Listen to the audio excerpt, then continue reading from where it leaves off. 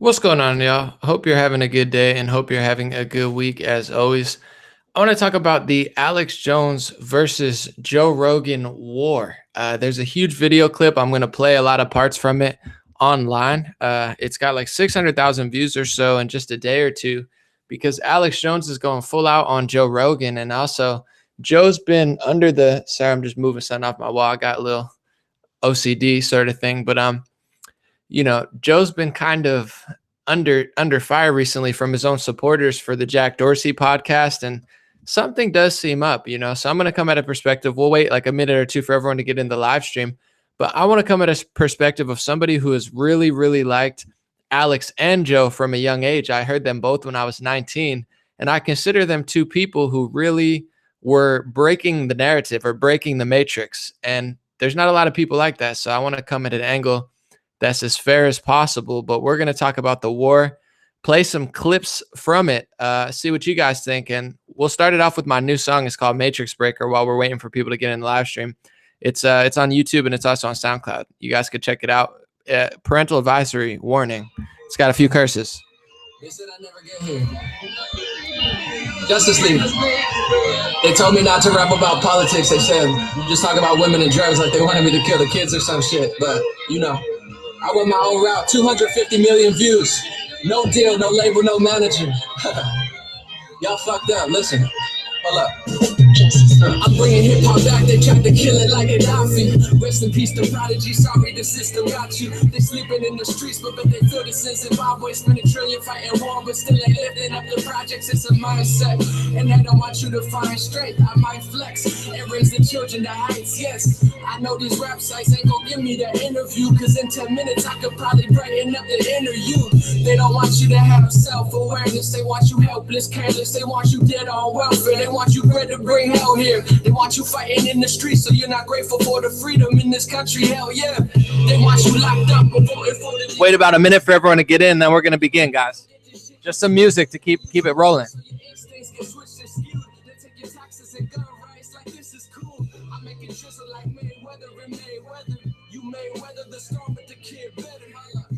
Transparent like your kids switch genders, you see through. I see you and I ain't a scared fella, I'm a warrior. If words are weapons, nothing's gorier. The women wanna touch me from Echo Park to Astoria.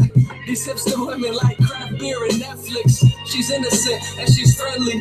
Some girls are undercover sluts, they like see me be spoiled. It's trending around the map now like CBD oil. Y'all gotta wrap it up, I call it easy Eve oil. Y'all some obsolete pieces like a DVD coil. Y'all ain't fucking with the kid. R. Kelly's bodyguard, but he ain't the only one. What the fuck you think they lobby? We about to start it up in a minute, guys. Skyscraper flow, you chilling, sitting on the lobby floor. They say anomaly, I don't like your rapping. I think to myself, you know what I don't like? The fact that I've accomplished more in a day of my life than you have in 3 decades. You ain't playing it right. Y'all should stop hating and pay me for consultation. I could probably change your life with a minute of observation. If you can't find your girl, just bet my pocket Jason, you a cuck. You can watch her, she swallow my dog like Nathan's. I'm a boss, I'm a real man. What the fuck did you think this was? People talk online, but they be softer than a Jigglypuff. Sipping on my tea and I don't even keep my pinky up. She said save it for me when we go and do that kinky stuff. Hold up, I'm making a song right now. I'm trying to be the best rapper in the world right now. That ain't really hard to do, cause the culture's so enslaved that we just 2 steps away from being sold right now. I said I'm sick of the rap, living the track. Y'all know that I be ridiculous at everything I do, I'm making a map. Never gonna stop like a second attack, so get in it back. Shut your mouth, don't get offended at that. We gonna bust on the enemy path. Rebel like my took out an energy pack with a melodies, yeah. I switch it up, now it sounded like it's slow-mo. My rap reaches the youth, my news connects with old folk. You wear a symbol flow, welcome to the snow globe. Is he joking or not? Don't worry, just know, bro. Y'all are faker than a moon rock from NASA. I ditch the pens and pencils to write my lyrics in plasma. They try to catch the breath. Keeping up with me, then get asthma. It's a battle when they trying to herd your children like cattle. I'm just asking for some critical thought, not a digital war. I'm a spiritual horse. Triple crown, I don't hit the ground. In sync with the Lord. You couldn't flow like me if the sync was your face. Put more than 5 on it. Just give me Cinco and chains. Justice League. All right, let's get it. And all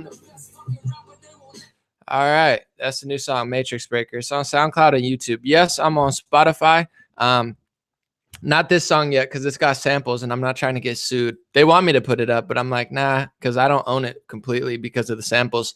And reason I wear these gloves, they help with my hands. I text a lot. I'm on the computers and I have big hands, so my fingers get hurt. So they put pressure on it. That's why I got this too, by the way. If people were wondering, I don't just think I'm cool. Just they actually do help. So let's get into the story of the day. I'm going to play some clips from it. It's very funny and interesting, but it's Alex Jones versus Joe Rogan. It's Alex has pretty much declared war, and someone made a funny chop up clip. We're going to talk about it. I like to start everything on the most positive note possible. I really like Alex, and I used to like Joe. I still do kind of, but both of them I heard when I was 19. I heard Joe Rogan talking about how humanity kind of looked like a virus, and we were polluting the earth. When I was 19, I was like, whoa, that's totally different, and it made me think in a different way. And I heard Alex talking about the Bush family and bin Laden, and I was like, whoa, that's crazy. So I don't like to, I think J. Cole said, when your idols become your rivals. I always like to show love to people who help pave the way for me. And I don't like when people don't do that. So, I've always been very kind to Alex and Joe, even when it's unpopular, and I'm going to continue to do so. But Alex is very upset with Joe, and Joe seems to be sliding further and further south. And I say this as a fan and a friend, not a hater or an enemy or anything. Like, I really legitimately always stood up for Joe and his podcast. I always said, guys, give him a chance, give him a shot. The Jack Dorsey podcast was very, very weak. Then you had, the Tim Pool podcast where Tim Pool was telling him stuff, and he's just like, it seemed like he was just like surprised, like he didn't know any of this stuff. I just like authentic people. And I really, like I said, I'm going to be as nice as possible. I really do like Joe, and I hope he learns from all of this stuff, because I support him and I back him up even when a lot of people want me to not do so. I believe in lifting people up, not knocking them down. And I really do like Joe and Alex. But I'd be lying if I said I didn't see a shift in kind of the way Joe's been acting. And we're going to play some clips and talk about it. But Alex is very upset with Joe. They used to be good friends.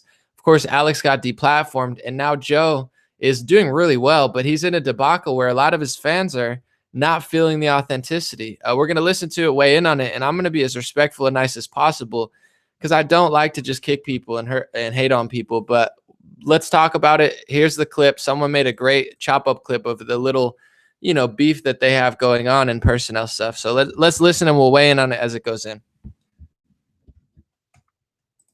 Alex, if you're out there, I still like you as a person. If I saw you, I'd still give you a hug. But not everything's a fucking conspiracy. It's this whole thing, like, I still want to hug you. No, Joe, I want you to be my enemy. Don't give me any more pleasantries. I want war. Give me your attacks. Everything. Now you understand the shape of things. That's good that you understand this. Now you understand. I'll get my hands politically around your neck, and all your tough guy crap's gonna end real quick. God wants me to wage war. God told me, destroy Joe Rogan. Yes, sir, Jesus, I will do it. No more games. War. The real thing. War. War. All right, I want to say real quick, we'll keep listening to it. So Alex, like, he's basically saying politically and metaphorically he wants to strangle Joe. So you notice this theme throughout it. It sounds like he's physically threatening Joe, which is not funny to me. I don't like anybody who physically threatens someone, but Alex keeps saying metaphorically in order to keep, liable away from him for saying this stuff. It's pretty hilarious. Although, if I was Joe, I probably wouldn't enjoy it. But you'll notice it's just metaphorically, and like, listen to the stuff he's saying. It's ridiculous. We're gonna get into it. You want war against our children? You want war against God? You will get war. War.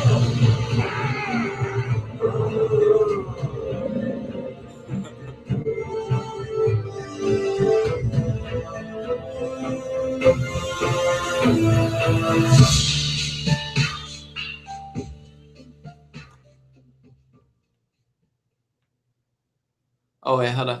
Is this Having to like respond to people that want to know Hold on. I'm finding. Is this it says part two. I'm trying to. Where's part one?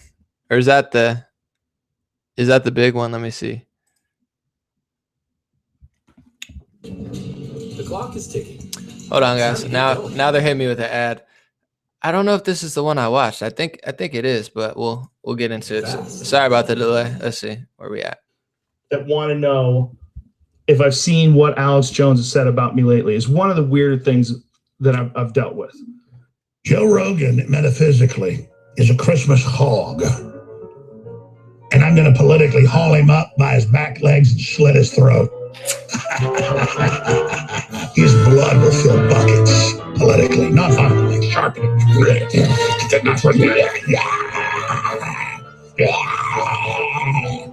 Full tap. Let's go. Stop saying with my friend. Let's go to war, man. Let's have it on. All your big talk is going to end right now. First of all, I've always had good dealings with Alex in person to person. But he's obviously in a world of shit right now. There's a lot going on with him with this Sandy Hook stuff. And he wasn't entirely honest with me about what he had said about Sandy Hook. There's a Media Matters video that shows all the time where he said that Sandy Hook was fake.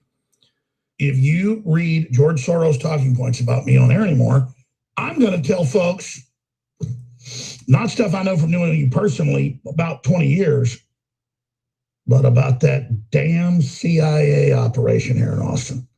Then recently, because I haven't had him on the podcast, he decided to start saying that I work for the CIA and that I'm George Soros talking points, which I don't even know what these fucking talking points are.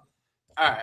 So we're going to say a few things and then we'll listen to more of it. So there's elements of it that's obviously ridiculous from Alex. It's hilarious, but it's ridiculous. He's like, I'm going to gut you like a pig metaphorically and your blood's going to be spilling anywhere politically. It's like, I get it. He's trying to go hard without, getting sued. It's a little ridiculous, but it is hilarious as a third party viewer. The thing that really strikes me with Joe, I mean, we could talk about Alex for a second, but he acts like when it just seems very fake. And this is coming from someone who's supported Joe for a while. He says, I don't know George Soros talking points. Like he mispronounces his name as if Joe doesn't know who George Soros is. Like he's like, oh, the George Soros talking points. Like I don't even know what that means. That's just, I'm no mind reader. I'm no body language reader. But if somebody's lying and, George Soros he knows who George Soros is. Everyone does. He said his name before. Like if you have to pronounce it like, oh, who's Alec Joan? Who's Alec Joan? I don't even know that guy. Like, it just sounds like a bold-faced lie. And he is a weird part about Joe, as someone who supported him in the past, and I always stood up for him, he keeps referencing Media Matters. And he had Tim Pool, who's a lefty, even be like, dude, don't reference Media Matters. It's a political, operative hit organization that is not really a great source to. So it's like, as someone, like, I'm going to keep saying this because it's true. I've always stood up for Joe. I always feel like he does a net positive. I feel like, there's elements to him and Alex that are useful. The element to Alex is useful is he'll do and say anything. He'll cover topics that nobody wants to cover. And Alex has also done this for decades. So I try to give Alex the benefit of the doubt a lot because he goes hard. But Joe's always been more palatable. He's reaches out to liberals better. He has a bigger audience, probably, maybe not, but he's a easier red pill for a lot of liberals. So I've always backed Joe up, where I'm like, guys, give Joe the benefit of the doubt, give Joe the benefit of the doubt, give Joe the benefit of the doubt. But the way he handled the Alex situation, for me, I'm just doing my perspective. You guys let me know yours. Because if Joe or Alex watches this, I wouldn't want them to feel like I'm attacking them. I'm not. I've always been a fan of both, but I've always liked Alex more. Personally, I'm a bigger fan of Alex. Like I find him to be a little more authentic than Joe, always have. But I feel like the way Joe, as a friend, he always says, I've been friends with Alex for 2 decades.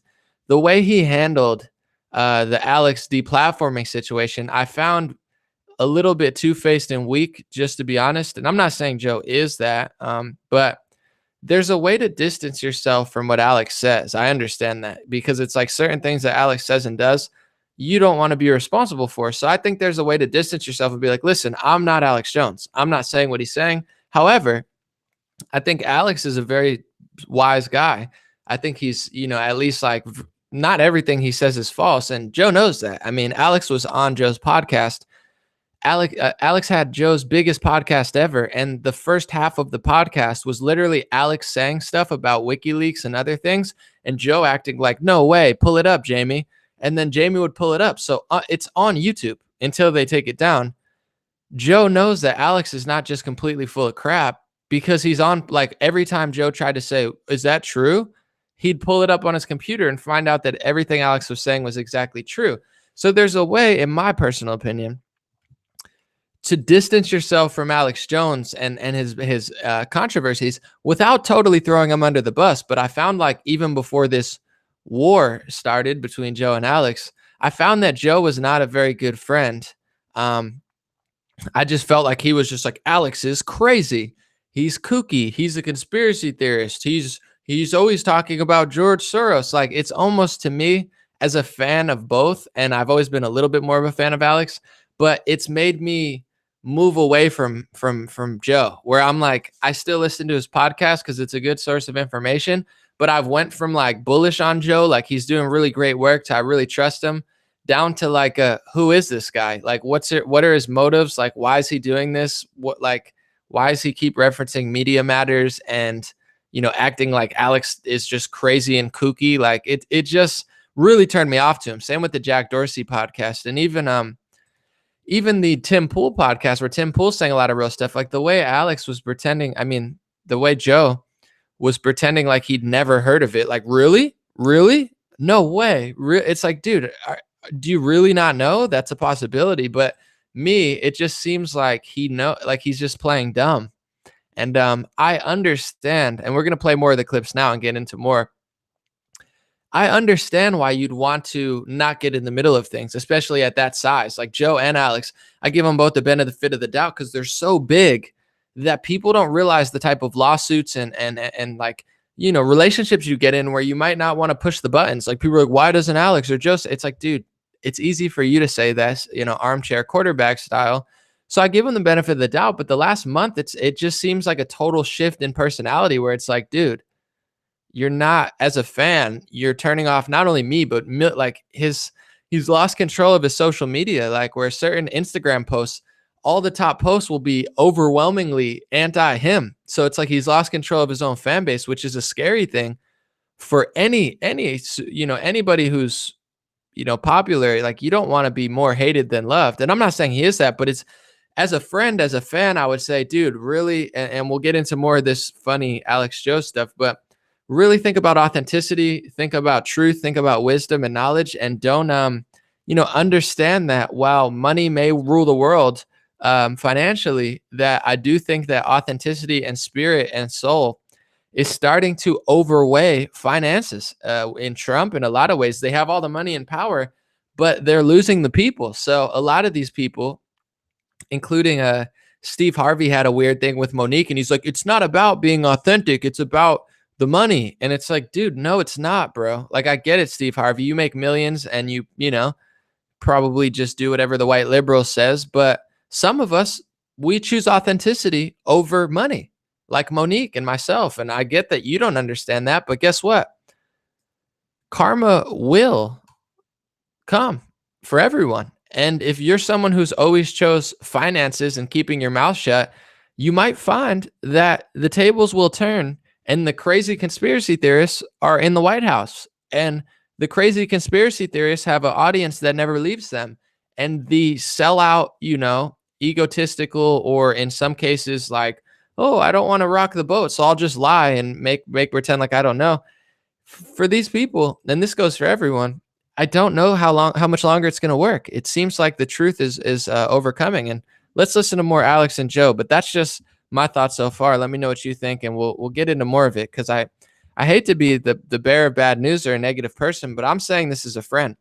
Just like I say to the Democrats, it's like, dude, you're not winning. You're losing the White House. You're losing lifelong liberals and Democrats. You're losing everything. You're losing money. You're losing power. Like, you're not only annoying me, you're not only annoying a bunch of Americans, but you're also losing. It's a lose, lose, lose, lose, lose, lose, lose. And a lot of these people, whether you're Steve Harvey, Joe, or others, they like you because you're influential. They like you because you can make them money. But as soon as you're not, sometimes they just throw you to the side. And that happens a lot in the industry where it's like use, throw to the side. All right, let's listen to more because it's like I get Alex is being a little ridiculous, and he is sometimes, but I've always appreciated him, and I find him hilarious. And it's like the act of Joe, where I've always supported and backed him up. It's just like where like I've listened to like the last 3 podcasts, and it's like, dude, I'm becoming really quickly not a fan, and I've tried my hardest. I just want to say I've tried my hardest to be a fan. I've tried my hardest to show love, and I still do, even to this moment. But everybody wants me to just throw Joe under the bus and throw other people under the bus, and I never do. But as a fan, I'm just like, what, dude? Why? Like, it's one thing to distance yourself from Alex Jones. It's another thing to just totally blatantly like do this. Let's get back into it. He literally says, I don't follow talking points. I follow Media Matters that's owned and run by George Soros. And so I told you, because you become their darling, that you're now the enemy. And I told you clear. I said, you don't need to have me on. Just stop sucking George Soros's ding-a-ling or I'm coming after you. I told you. Not talking to anybody. No one's giving me talking points. But you're making shit up. And this is not helping anybody who wants to defend you. It's not helping me as a person talk about the good qualities in you. And you know that these things that you're saying are made up. You're making up the fact that I'm in the CIA. You're making up for the fact that the Hollywood insiders have given me information and tell me what to say. That's not true. You know it's not true. You know me. This is very complicated to me. This is one of the reasons why I struggled with bringing him back on the podcast. That's very complicated. Joe, I'll never talk to you again. I'll never come on your show again. I'm going to destroy you. I understand it now. I'm going to get you. I'm coming for you. You understand that? What do you think I am? What do you think I do? You're very foolish. All right, so I want to say a few things real quick, and then we'll listen more. First, I want to say with Alex, I feel like I understand, like, it's scary when someone gets deplatformed, and you don't want to get deplatformed too. But I feel like, as a friend, Joe was kind of just like distant, like he was just kind of like, nah, I wouldn't say throw him under the bus, but it's almost like people think, oh, well, they crushed him, so he's gone and I'm going to be here. And Alex lost his whole platform. So I think Alex just doesn't care anymore. He's been kicked off Spotify, Facebook, PayPal, like he's been banned from everything. So he's like, I think he's going all out because he really doesn't care anymore. He's just like, screw it. Like, you've already taken everything from me and you're still like, and I think the people like Steve Harvey, and don't get me wrong, maybe it's not true, but I think the people like the Steve Harveys and Alex, like or the Joes, they just expect you to go away. They're like, I got the big money. I'm in the in crowd. You're in the out crowd. You lost. You got kicked off. And like, you're in a world of hurt. You're in a world of trouble. Like, stay away from me. But the tables really might turn because I do believe in karma. I believe in good and truth. And I don't think that the fake propped up industry stuff is really the way to go anymore. Like, you have, Jack Dorsey on the podcast and you have Sam Harris on the podcast saying alt-right crazies on YouTube, and you're calling everything a conspiracy theory. And it's just like, I don't know if that's the long-term solution, but we all choose different routes. And I do want to say too, because I like to just be rational as opposed to just emotional and pick a side. This is something that's turned me off to Alex. I was just on InfoWars this week with Harrison or whatever. And I've always been a fan of Alex. I think he sells good products, but I stopped listening to InfoWars for a few reasons, just to be honest, personally. There were a few times I listened where Alex was just like, there's something big. I'm going to break it. We're going to show a clip. We're going to do this. And then he dragged it out for like 2 or 3 hours and never actually did it. It's stuff like that where it's like, don't lie. I don't like people lying to me about little things. And if you do that, then I don't trust you on big things. And I'm not saying I don't trust Alex, but with the Roseanne situation too, he was like, oh, I know, like sometimes I do believe, although I believe like with Alex, that his overarching theme is on point. Like what he's talking about is pretty much true, but he'll take kind of like jabs at people that are untrue. Like I know Roseanne, not everything about her, but when she fell, he kind of was like, "Oh, she was there all along to be the exploder." Like he kind of runs off on tangents and like will make big claims that I don't always think are true. So it's led me from listening to him. I still like him in this situation. I think Alex is, I would be more on his side maybe if I was picking sides. But I do want to say, as much as I've talked about what Joe's doing, I do think that Alex does that sometimes. Like he'll be like, "You're in the CIA." Some people are for sure, but I don't know. Like I've seen him do that to people I know. So that's why I say that. And also I've seen him kind of lead it on. But listen to more. It's pretty funny.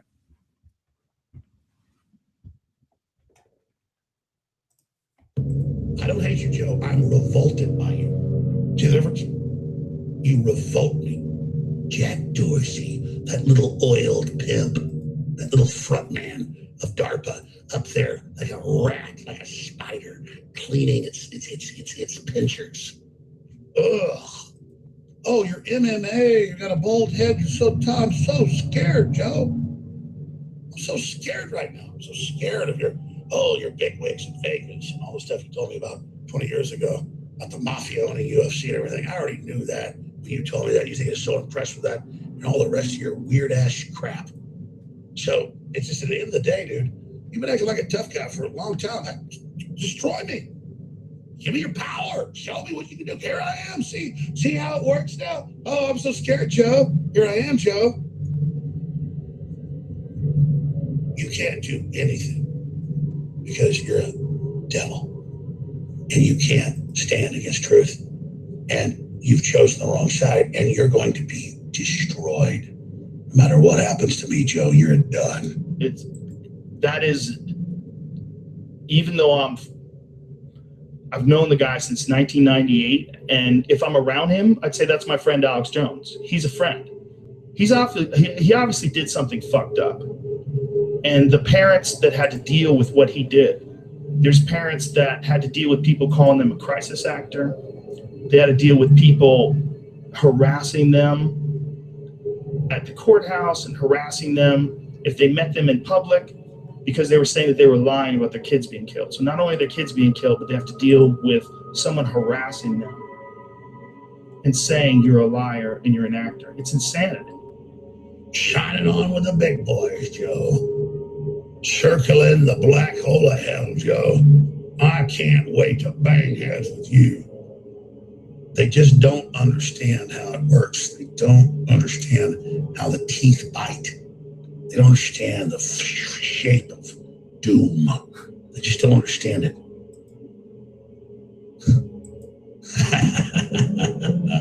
And I will detonate, thanks to God's blessing, not the defeat of Hillary, but the next great mission before I'm done. All right, we'll play a little bit more, but two elements of that, as fair as that could be. I do agree with like certain situations. I'm sure that family members had to deal with stuff. And, that's why I always say someone said, let me see, Mike Johnson, sending love and positive vibes. Alex Jones is likely a Mossad agent, but who knows? I've been hearing that a lot. I don't think so personally, but that's the thing here. This goes hand in hand with what I'm saying, but you can think what you want. I'm not your mind controller. I just give my thoughts. Whenever someone doesn't agree on something, actually, let me say what I was going to say first. When it comes to the conspiracy theorists, I think a problem that we have in the community of like conspiracy theory is everybody acts so sure about stuff they're not sure about. And also people are like quick to attack and jump on people when they're not 100% true. Me personally, I like to do the approach I'm doing now, where it's like, if I'm 100% sure about something, I'll tell you. If I'm not, I'll tell you that. And there's a lot of people that I love and respect, including like Alex and others, where they'll act like they're 100% sure, but they're not always, and that's fine. Everybody has a part to play, but the conspiracy theorists, like, dude, you understand when it comes to the moon landing, there's like tens of thousands of people who are 100% sure in their heads that there are secret space bases on the moon. I've had people on my podcast, like they're so sure of it. And anybody who doesn't say they're secret space bases on the moon, they say they're Mossad agents and they're shills and they're liars. And then there's people who are 100% sure that we've never went to the moon, and they will, debate it to the death and say, I'm 100% sure. You can't be 100% sure about both of them. So somebody's lying. That's why I think it's important to put out all the facts, make your statement as far as like what you do believe and all the evidence around it, because there's plenty of evidence. But I'm a little weary of people who are 100% sure about things that they're not sure about. So Kelly said, my first live stream on YouTube, much love. Thank you. So, that's my thing with like, is Alex a Mossad agent? I don't think so. But so many people are like, they're like, he's for sure. And I'm just like, nah, I don't think so. But I do think saying things about events, you got to be very careful. Like things like Sandy Hook or Parkland or others, you got to be very, very careful when you talk about it, because people did die. In that element, I understand what Joe's saying. Like people's families are involved, be very careful. But where I differ with Joe is Joe says, oh my God, Sandy Hook. But it's like, first of all, there are very sketchy things, not only with that, but with Parkland, and a lot of the Vegas shooting still is unidentified. I mean, it's one of the sketchiest things I've ever seen. They're like, no motive, just 7 guns, two windows broken out, huge suite. Like, wife went to the Philippines. You're like, oh yeah, nothing suspicious there. So we need a balance. And the problem is, as a society, and it's our fault too, is we're so unbalanced. We are. So you have conspiracy theorists who are like, there's I'm not saying it in a derogatory way, but you're like, secret space bases. We never landed on the moon. It was all fake. It was all staged. It was all rigged. It gets lost in the sauce when everyone just screams at the fringes. And I'm not here to tell you that everything's fake. I don't think so. That's why I'm saying this. Be very, very on point when it comes to this stuff, because there's a lot of real stuff with it. So my problem with Alex is he will just say things like headstrong and make, bold statements, and he gets sued a lot for that reason. And also, he gets some backlash, but I find it entertaining. It is what it is. But I don't agree with Joe, how he's taking the stance of like, that's all Alex has done. No, it's not. Like, Alex has come on your podcast and told you about all this crazy stuff happening that you researched on air and found out that it was all completely real and you had no idea about it. So I find his approach very disingenuous, but that's where the problem becomes. Now people pick sides and they say, I like Alex, I like Joe. Alex is crazy. Like, no, he's not. He's actually on point about a lot of stuff. So if you rule out everything that Alex says, I'll give you an example, then we'll listen to more. Alex, they did the folk song where it's like, I'm sick of these people. They're a bunch of Christian murder scum who like that whole folk Alex Jones song that got popular. A lot of my friends who don't like Alex Jones on the left and the right, they listen because he's very popular and unpopular. He's infamous, and I like him. But people said, dude, that song's crazy. I was like, well, the song's funny, but if you watch, there's another version before Alex's YouTube got taken down, which shouldn't have happened. There was a version where Alex showed proof of everything he was saying, and nearly everything in that crazy, kooky song actually was true. All the craziest stuff that people are like, dude, it's in newspapers. That's where I relate to Alex in that way, where people are like, no, you're a conspiracy theorist. No, I'm not. I'm quoting mainstream media that's out there for you to see. You're just too foolish to find it. And Alex is like that in a lot of ways. Like a lot of the stuff he's saying is really not that crazy. Some of it is bordering like, whoa, but most of it is pretty verifiable. So that's why I don't like when people are like, Alex is a kook ball and he's totally crazy and in a dark place. It's like, no, Alex is a revolutionary for decades, has been, stirring up the pot, whether you love him or hate him. I think he helped get Trump elected. He exposed Bohemian Grove for what it's worth. He was pressuring George Bush and the CFR, and I don't know why, like what benefit to other countries would it have if Alex, like how would Alex be an agent, yet he's been exposing bin Laden, the Bush family, the CFR. I don't know. I just think Alex is Alex, but I could be wrong. I like him, but that's kind of the balance that I feel like is missing, where it's like, it is cringy when your good friends of decades are like, dude, Alex is in a horrible place. Like he shouldn't have said that and did that. Agree. But like now, will you look at Parkland and will you look at Vegas and ask questions, or are you just going to write it off? Because if you write it off, to me, it's just as bad, maybe not just as bad, but to each their own. It's bad to say that nothing happened, and it's bad to make false statements that hurt people. Like, if you ignore events that happen and you don't look into them, they're going to keep happening. It's like, the mainstream media acts like they're so virtuous. Oh my goodness, how dare Gucci wear blackface? You guys cheered on a war with Libya, Syria, and Iraq that led to millions of people getting killed, displaced, enslaved, you name it. So what's worse, the person who virtue signals or the person who dives deep and misses a few times? I'm not sure, but either way, that's my take on that, where it's like, it is cringy when people are just like, even to me, people are like, don't go on InfoWars, that'll destroy your credibility. Like, how? Why? I'll talk to anyone. I'll talk to InfoWars. I'll talk to Daily Wire. I'll talk to MSNBC and CNN, as long as they don't frame it out of context. I'm not afraid to talk to anyone. And personally, if you want to ask me, it's up to you guys, but I enjoy Alex more than I enjoy Ben Shapiro. If you like Ben better, it's fine. To me, it's like a Joe and Ben are those kind of, like, they're easier to handle.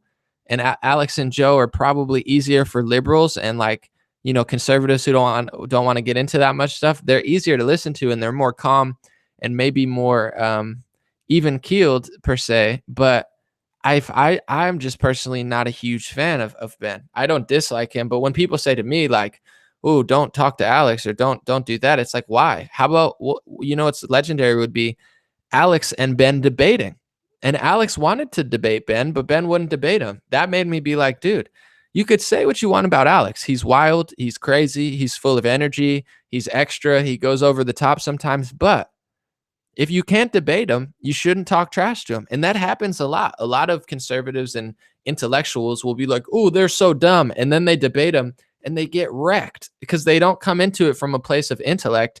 They come into it from a place of ego.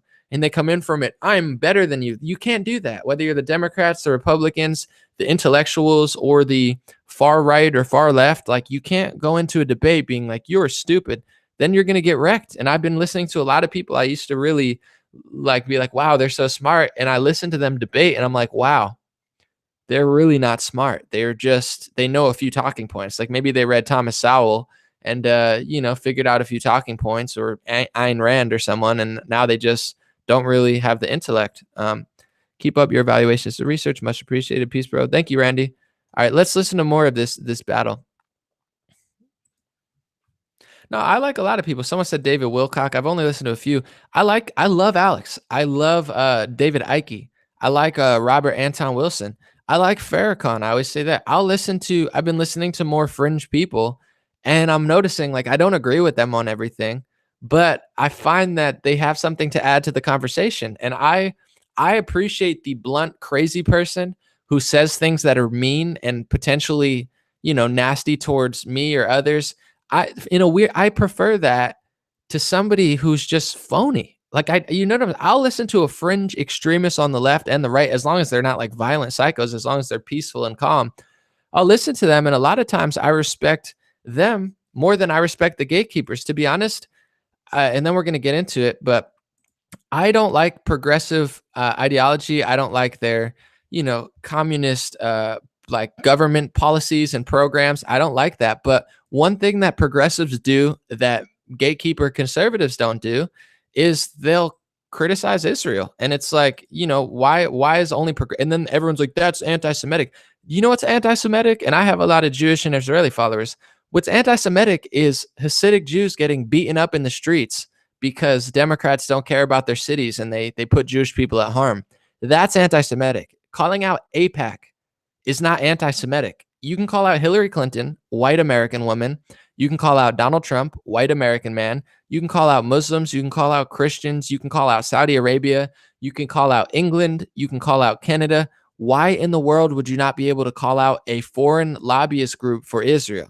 That's where I consider conservatives cuck-servatives, where it's like, I don't like progressives in almost everything. I think they're right about the wars. And for some reason, they're the only ones who have the balls to call out Israel. So it's like, I don't like their program policies, but I respect the fact that they're not total delusional, like, oh no, you can't say that. Why? You can criticize me, you can criticize Joe, you can criticize Alex, you can criticize our country, you can criticize our involvement in other countries. Why would you not even be allowed to mention a foreign lobbyist group? Oh, you're anti. No, I'm not.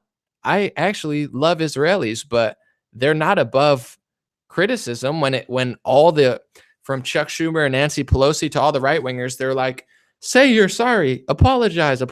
You're like, are you trying? Like, before that, I didn't think much of it. Now that they did that, I'm like, oh, well, it's clear who runs both parties now, because they're both like so scared that someone said a 5-letter word. So, I like to take, like I said, I like the Alexes. I like the wild people on either side who, although even if I disagree with them, I take the best points from everybody. And what I can't stand, and we're going to listen to some more of this funny stuff. What I can't stand is the liar on either side, where they're always just virtue signaling and acting like they're so much better and using a few talking points and calling everything racist, sexist, xenophobic, anti-Semitic, this, that. Like, it's so annoying. I don't like left-wing people who do that. They call them snowflakes. I don't like right-wing people who do that. It's like people are so tribal. They're like, oh, well, now, like, you know what I'm saying? There's so much hypocrisy on the right too, where it's like, when, I'll give you an example. When David Duke was saying Trump, I like Trump, all the conservatives and Republicans were like, that doesn't mean anything. Just because David Duke agrees with Trump, he has no affiliation with David Duke. And the left wing media was saying condemn, and the right wings were like, no, that doesn't matter. Now, flip the scales. And I get people want retribution, but it's like, now they're like, look, Ilhan Omar agrees with David Duke. Haha, smack. Like, it's like, okay, you don't like when it happens to you, but then you're the first one to do it to someone else. All I'm saying is the universe and the world works in a certain way. Don't expect it to stop happening.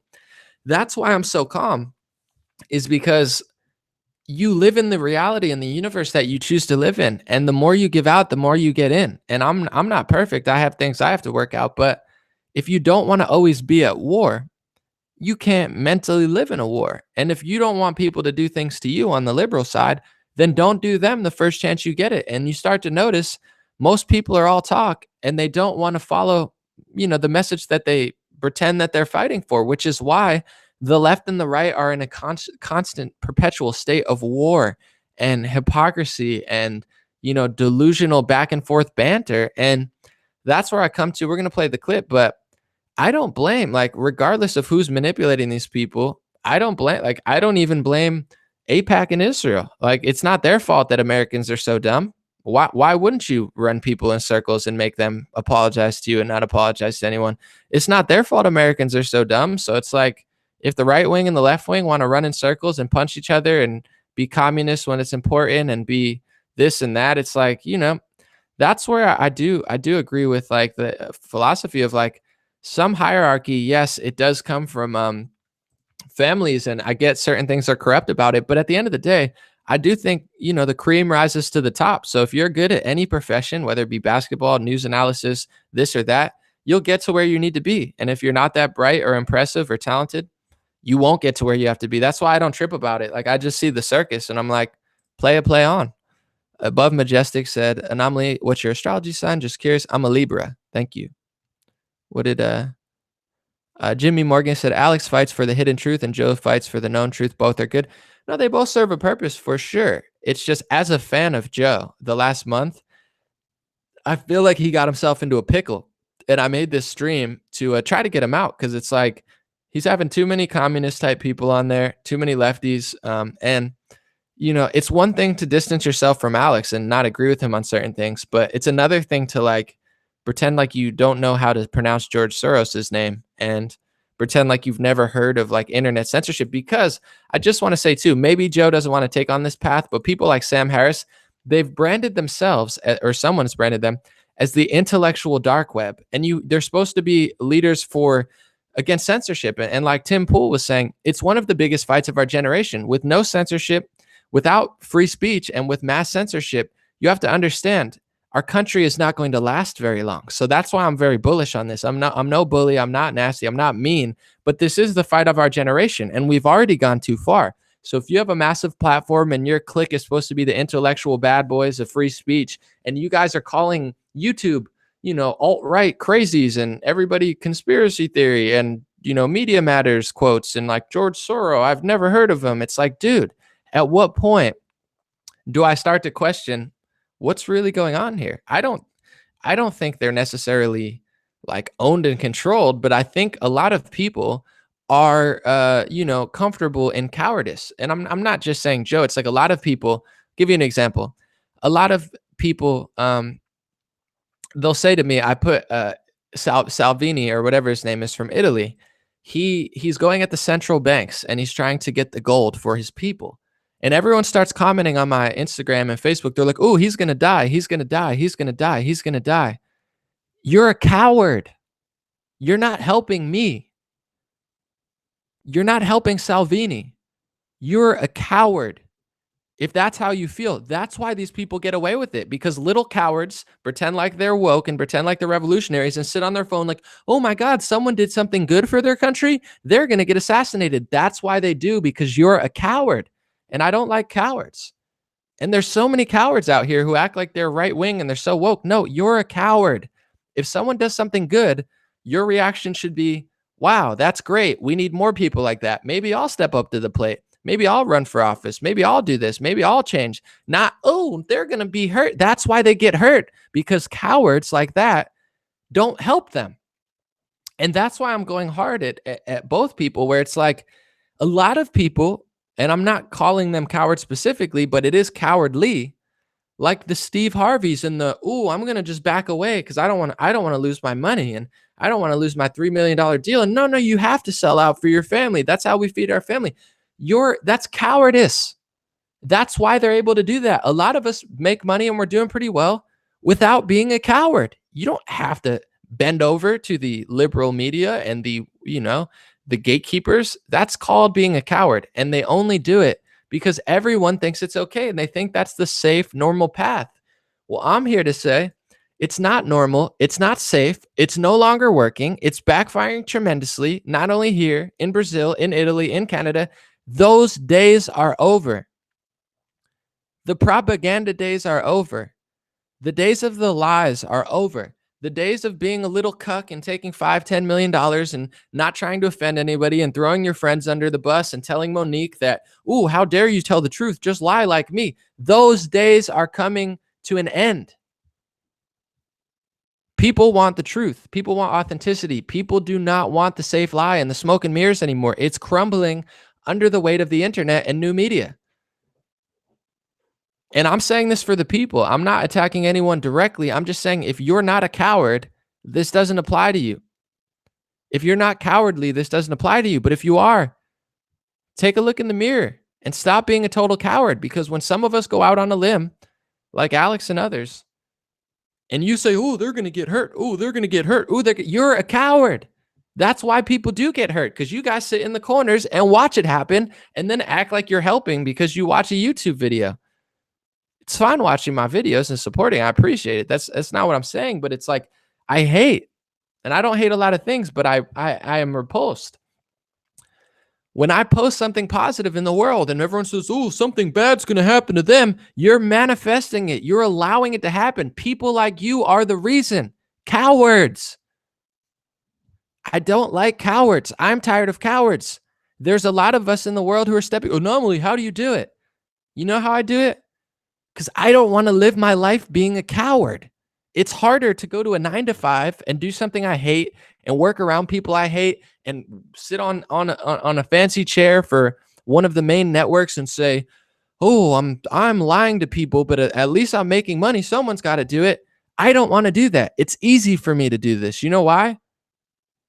Because it's hard to be a coward. For me, it's much harder to live a lie and live in fear and live in envy and live in hate and live in foolishness. That's hard. I can't imagine waking up every day and having no ambition and being a liar. I don't know how to live that life. That's hard. And a lot of people go out on a limb, and I just don't like to see my supporters being such cowards and being, whoa, you're going to get hurt. Watch your back. You watch your back, you coward. Every day you drive. Driving's dangerous. Working a job you hate is dangerous. People's health diets are dangerous. Doing drugs is dangerous. And people just pop pills and they're overweight and they drive all the time reckless. And they're like, you watch yourself. You watch yourself. I'm blessed. I'm blessed by the Lord. I'm blessed by the universe. I'm blessed by myself. I'm not worried. So if you have fear and you have cowardice, keep it to yourself because I don't want it. And that goes for everybody. Above Majestic said, would you ever run for office? The people need you. I'm Libra too. Maybe down the road, but I'm more effective in media. I'm more concerned with mindset because politicians just run in circles and write laws. This planet will not change and this country will not change until people mentally wake up. So I find myself more effective here. I'm not running for office, not because, out of fear or anything, but more to me, it's not as important. I've Above Majestic, this is time for free thinkers and truth to speak up. Exactly. God is strong. God is great. God bless. And I'm not worried even remotely. But yeah, I feel like I'm more effective in media. And speaking at CPAC today, this year, which is like the big conservative thing, is Brandon Straka. First of all, congratulations, Brandon, from the Walkaway movement. He's going to be a force. Second of all, I helped blow him up. I think he told me that it was my videos that kind of red pilled him, or one of the people who red pilled him that got him inspired. So it's like, that's a force now in the political world that is enormous. That's bigger than almost anything in modern conservative history that I helped, create and grow. So there's my political force. Candace Owens got her 26 million views when she had under 100, 200,000. I don't need to get invited to these events or get respect from these people. It's fine. I get it from the people. Real recognize real. She's a force to be reckoned with. One of the biggest forces in conservative history. I help grow that. So I'm about energy and God. People can have the rest. They can have the fame and the donor money and the attention and the awards. I don't need any of that. I want the truth and wisdom and knowledge and God and love. And, that's what I need on my side. But congratulations to them. They deserve it. They're rock stars. They are elevating conservative culture and liberal culture. They are elevating American culture. They are making people think. And people like Brandon and Candace are better than other people. And to anyone that hates on them and says, oh, I don't like Brandon, I don't like Candace, then do your own thing.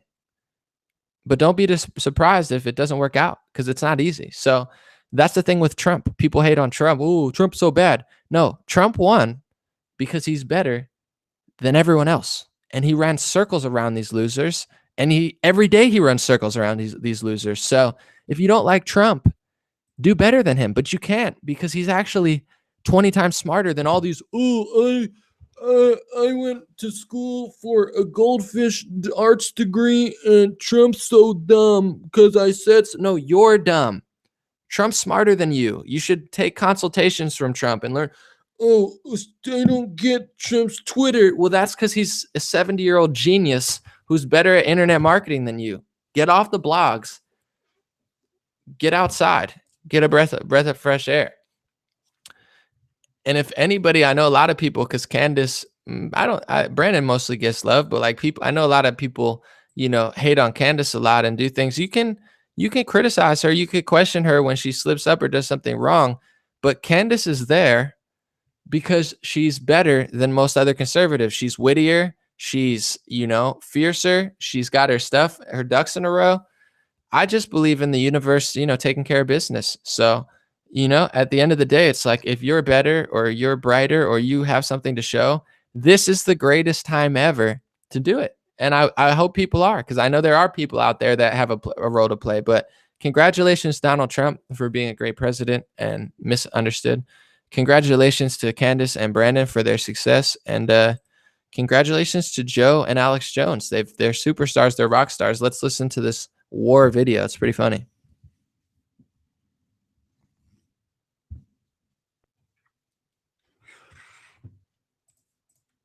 Detonate the war that leads to your destruction. And Joe is only a baby in this, but he's an example of these fools who must first be destroyed before they're cleansed. Because we've taken down Hillary, and we've taken down the globalist, and we're going to take down Soros, and we're going to take you down. Once we stop fearing the devil and start taking the devil on is the day we start living. And then you see the horizon. You realize God's in control. And the bluff's got to be called. The enemy's got to be engaged. Bone's got to meet bone. Sword's got to meet shield. The axe has got to come down on that skull. And in the end, we'll see heaven. I know the wind is filling my sails, and I'm on a journey where I'm supposed to go. I'm on the path of my ancestors, a path beyond the stars, a path to Valhalla. And that's why I do this. Because to not do it is to lose the soul. And you've all chosen your lot with the devil, and I've chosen that I must take you on. It'll be this contest that defines us. It'll be these wars, these fights that make us who we are. But I don't hate the guy. He's, he'll scream and yell and call me a demon. He's not in a good place. You're not in a good place when you're defending against that. And with all these other conspiracies, like, it's all fun and games until you're talking about people's kids getting murdered. And then all of a sudden people are like, fuck you. See, Joe, you're in the pretend Hollywood world. I'm in the big boy world. The big boy world. If you're a whale, you're fighting a big squid 10 times bigger than you. No whale, no sperm whales ever fought that, Joe. Just a little sperm whale. There's a squid this long. That's me. One of my tentacles. Your entire head.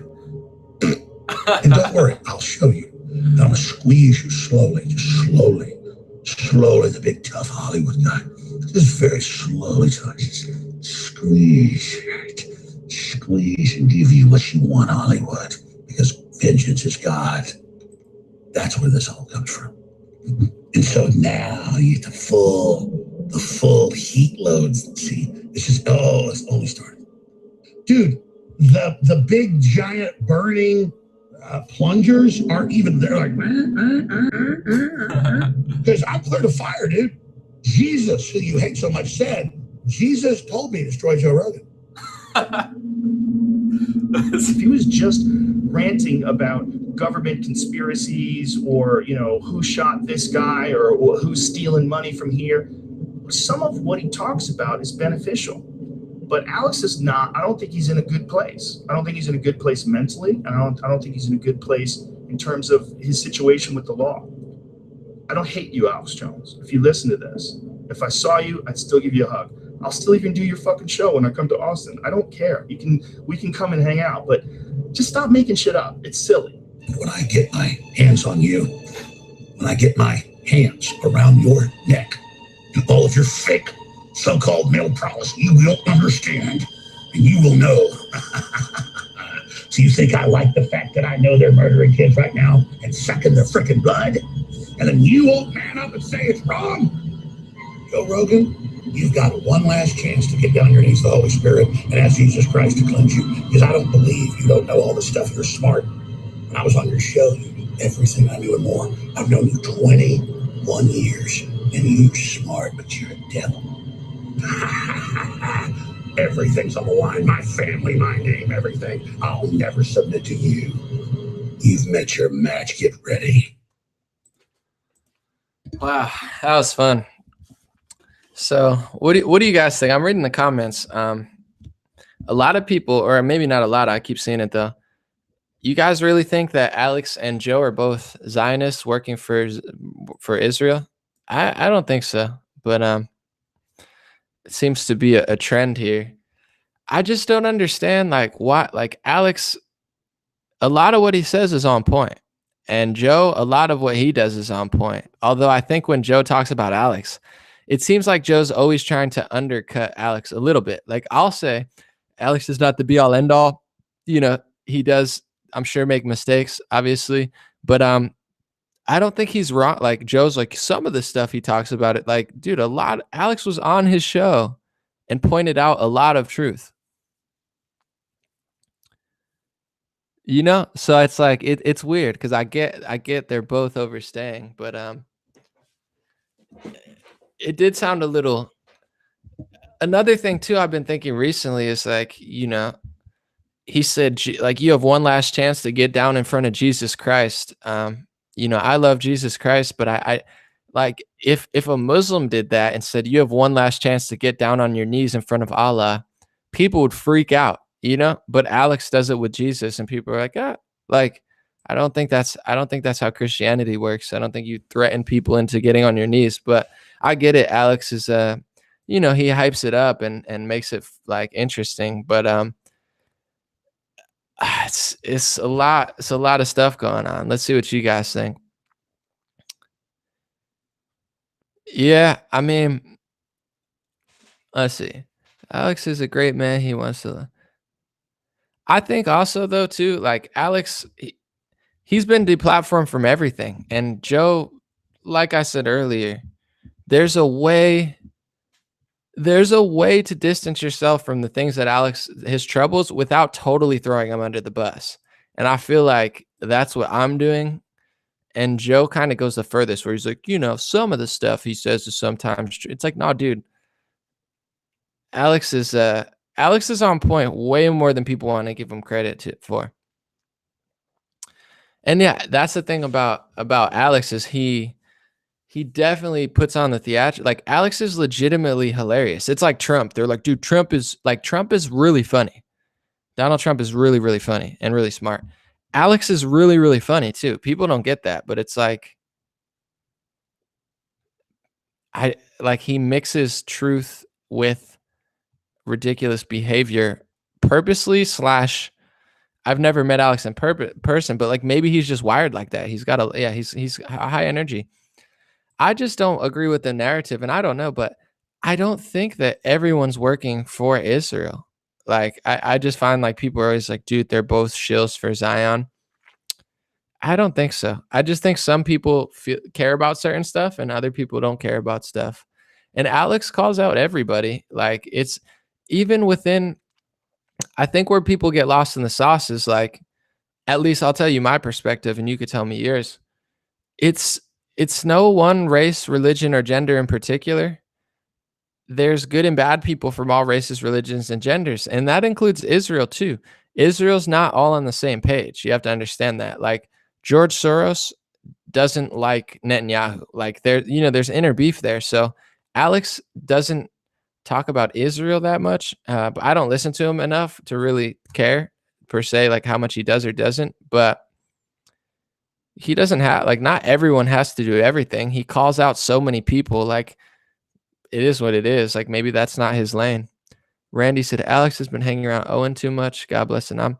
I mean, I don't know if that's a bad thing, like you say it is. What's wrong with that? But I am noticing. I feel what you're saying, and it's not very popular to say, because I've noticed, like, the one I talked about, it got a lot of thumbs down, but there is something with the right wing where it seems like they're like, it's not even like, I don't care if people, I'm not asking people to hate on Israel, obviously, but you can't even like say the word APAC or the right wing like loses it. It's like, it's weird. And like, I get more thumbs down. I don't really care. But they're like, dude, what are you talking about? I'm like, I don't like Erhan Ilman or whatever, Ilman Omar. I don't like her at all. I don't like progressive and communist policies.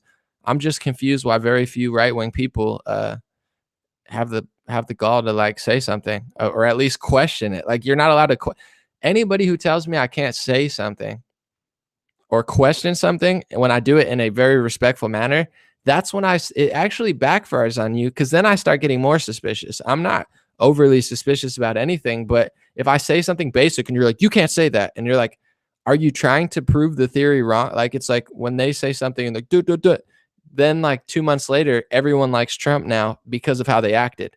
So many people never wanted to like Trump, but the media went too far and called everything racist, and now people like him. Above Majestic said central banks are going down within the next 5 years. Economic freedom and true commerce coming soon. Life is good. I mean, things are shifting rapidly in media and finances. It's a great time to be alive. And, I appreciate what everyone contributes to the platform. I just wanted to talk about this because I thought it was pretty funny. The video is hilarious, but also, there's elements to both Joe and Alex that I really appreciate. And also that I feel like they've paved the way in a lot of ways for a lot of people. And I try I try to be cool about that, but I see Joe on his Instagram as a fan. I'm trying to get on the platform.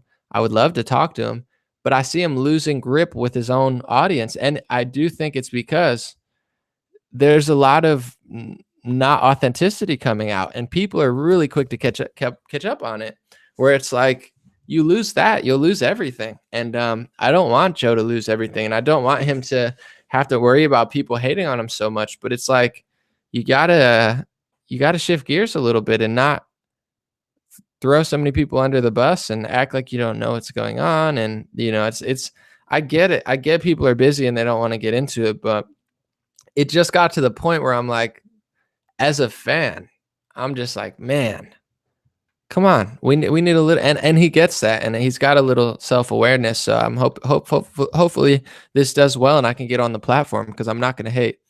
Siggy Smears said, "Hey brother, you are an important bridge. Your path away from liberalism echoes my own. I recommend you to all my leftist friends. Togan shills so hard these days. I'm ashamed to have ever been a fan." Yeah, that's like, I'm not gonna say he shills, but it's like, I know authenticity and truth when I see it, and you know, I know someone who's not helping when it comes to tech censorship and the internet and freedom in America, and it's gotten to the point where it's gone so far off the scale. I had to say something, because it's like, but I heard Sam Harris be like, "Ooh, it's alt-right crazies all on YouTube." It's like, bro,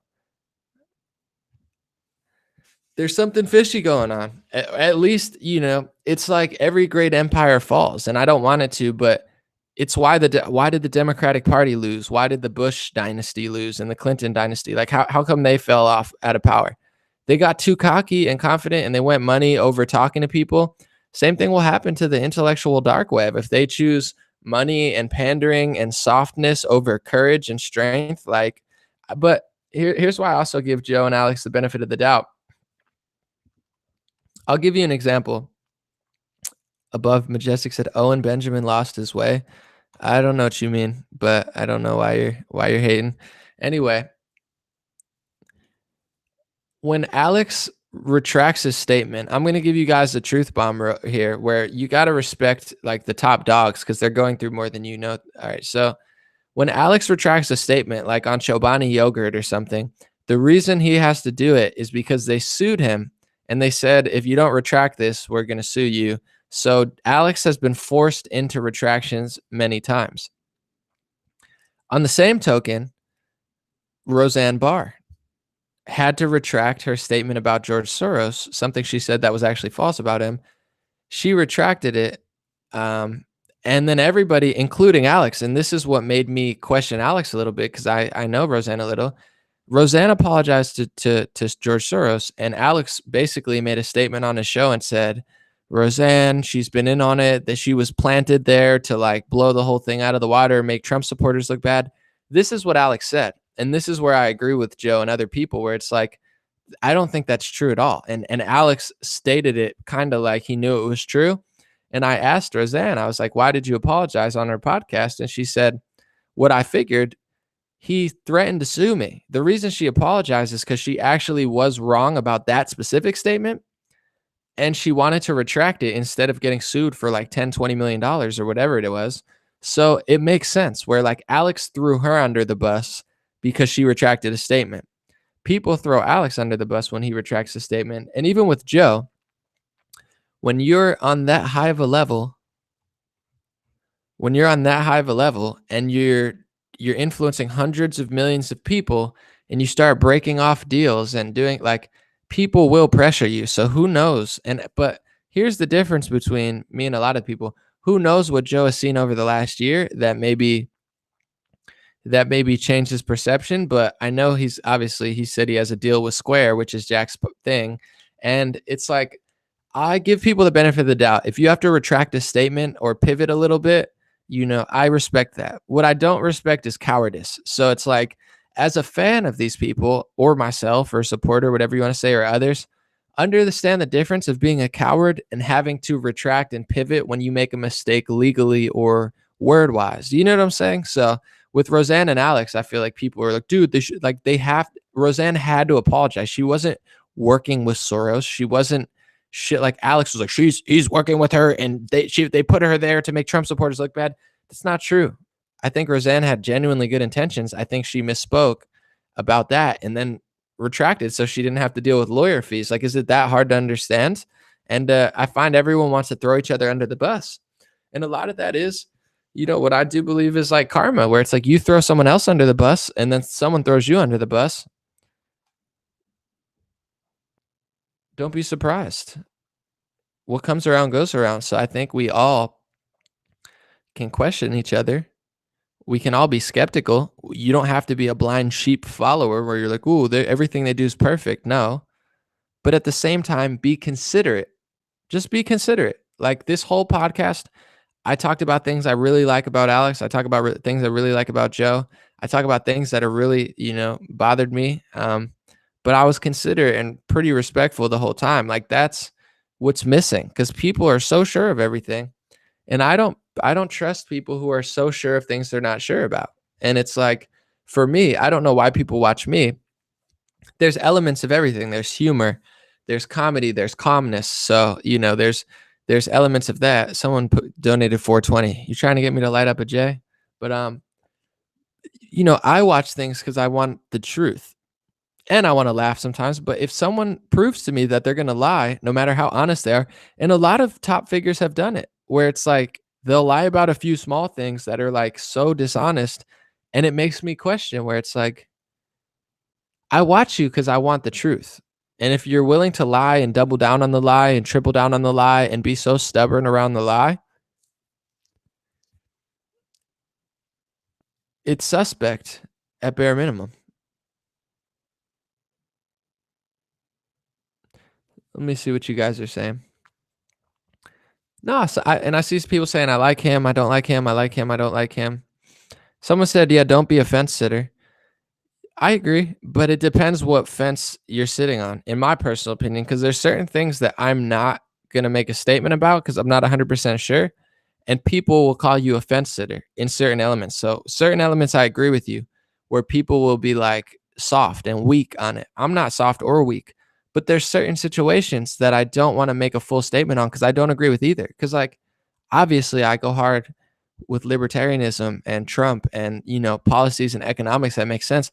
But I don't like the term Republican or conservative because the more stuff they do, I start to realize, oh, I'm definitely not that. Like, I'm not a fool.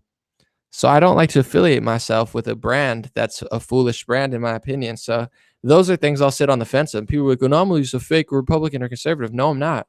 First of all, I've never said I was Republican or conservative. Second of all, I've launched two of the biggest movements in modern Republican and conservative history. You're welcome. Third, I take I'm fighting for the truth. If the truth is conservative and Republican, then I'll be on it 10 times out of 10. But what you find out about me, unlike a lot of people, is when it comes to things like the First and Second Amendment, I go harder than a lot of Republicans and conservatives. So it's like, what's the point of taking a brand if they can't even stand up for the things that they claimed to believe in? They're like, oh, we love free speech, but they're the first ones trying to get Louis Farrakhan kicked off Twitter. They love free speech, but you can't say 5 letters that have to do with something that goes against their, cognitive bias, and then they freak out.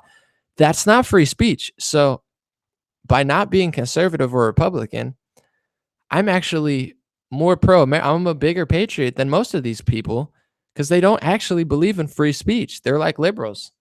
They believe in free speech when it's convenient for them, but whenever it's convenient for their agenda, they'll throw anyone under the bus, whether it be Milo, whether it be Farrakhan, whether it be anybody. So, I'm not fake or a fence sitter in that way. I'm actually keeping it realer than most people who claim that that's who they are. It's like that's their whole identity. You got one job and you don't even do it right. Siggy Smear said, I already doubted, but Rogan entirely lost me with the Dorsey thing. Final nail, so to speak. Still okay with Alex based on his early breakings. That's the zone I'm in. And I don't say it from a place of meanness, but it's like the Dorsey podcast was awful. The Sam Harris podcast was awful as a fan. And then the Tim Pool podcast was good because of Tim Pool. But Joe's kind of like, oh, I didn't know. Really? Like the whole thing was just like, dude, I like some of the stuff I'm sure you don't know. But as a fan, those were like 1, 2, 3 where I'm like, ugh, ugh, ugh. And I say that because I know maybe, someone will listen and be like, oh, I want to talk to him. I don't want to burn bridges. I want to build bridges. I want to start a conversation and help people and help, like get a message out to the people. That's really what I want. Siggy said, word on the label thing for sure. Let me see. Andrew said, just send an email to legendary.vision with the subject CBD e-commerce. Look forward to hear it. Thank you, Andrew. Appreciate it. Just letting you know, my emails are pretty packed. I'll answer eventually, but thank you. If I don't get to that, I'm a little behind. Thank you. See what you guys are now. What are we talking about here?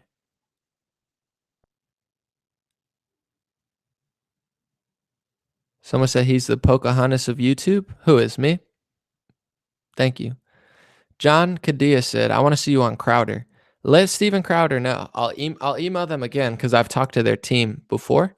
So I still have their contact. They almost had me on it like a year ago, but they didn't. So just hit up Crowder because InfoWars said, I was the most requested person. Pretty crazy.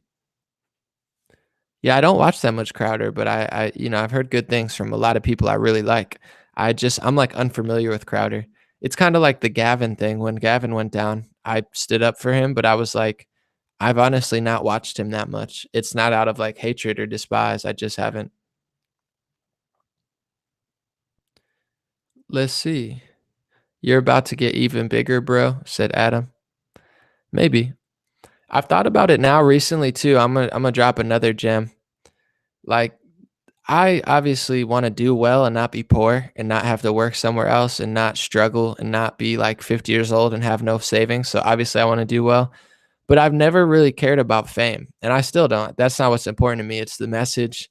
It's like doing something with integrity. I choose that over money or fame every day. And I've sacrificed a lot for a while, but now I'm able to kill all birds with one stone. But I realized with other people that everyone's not like me.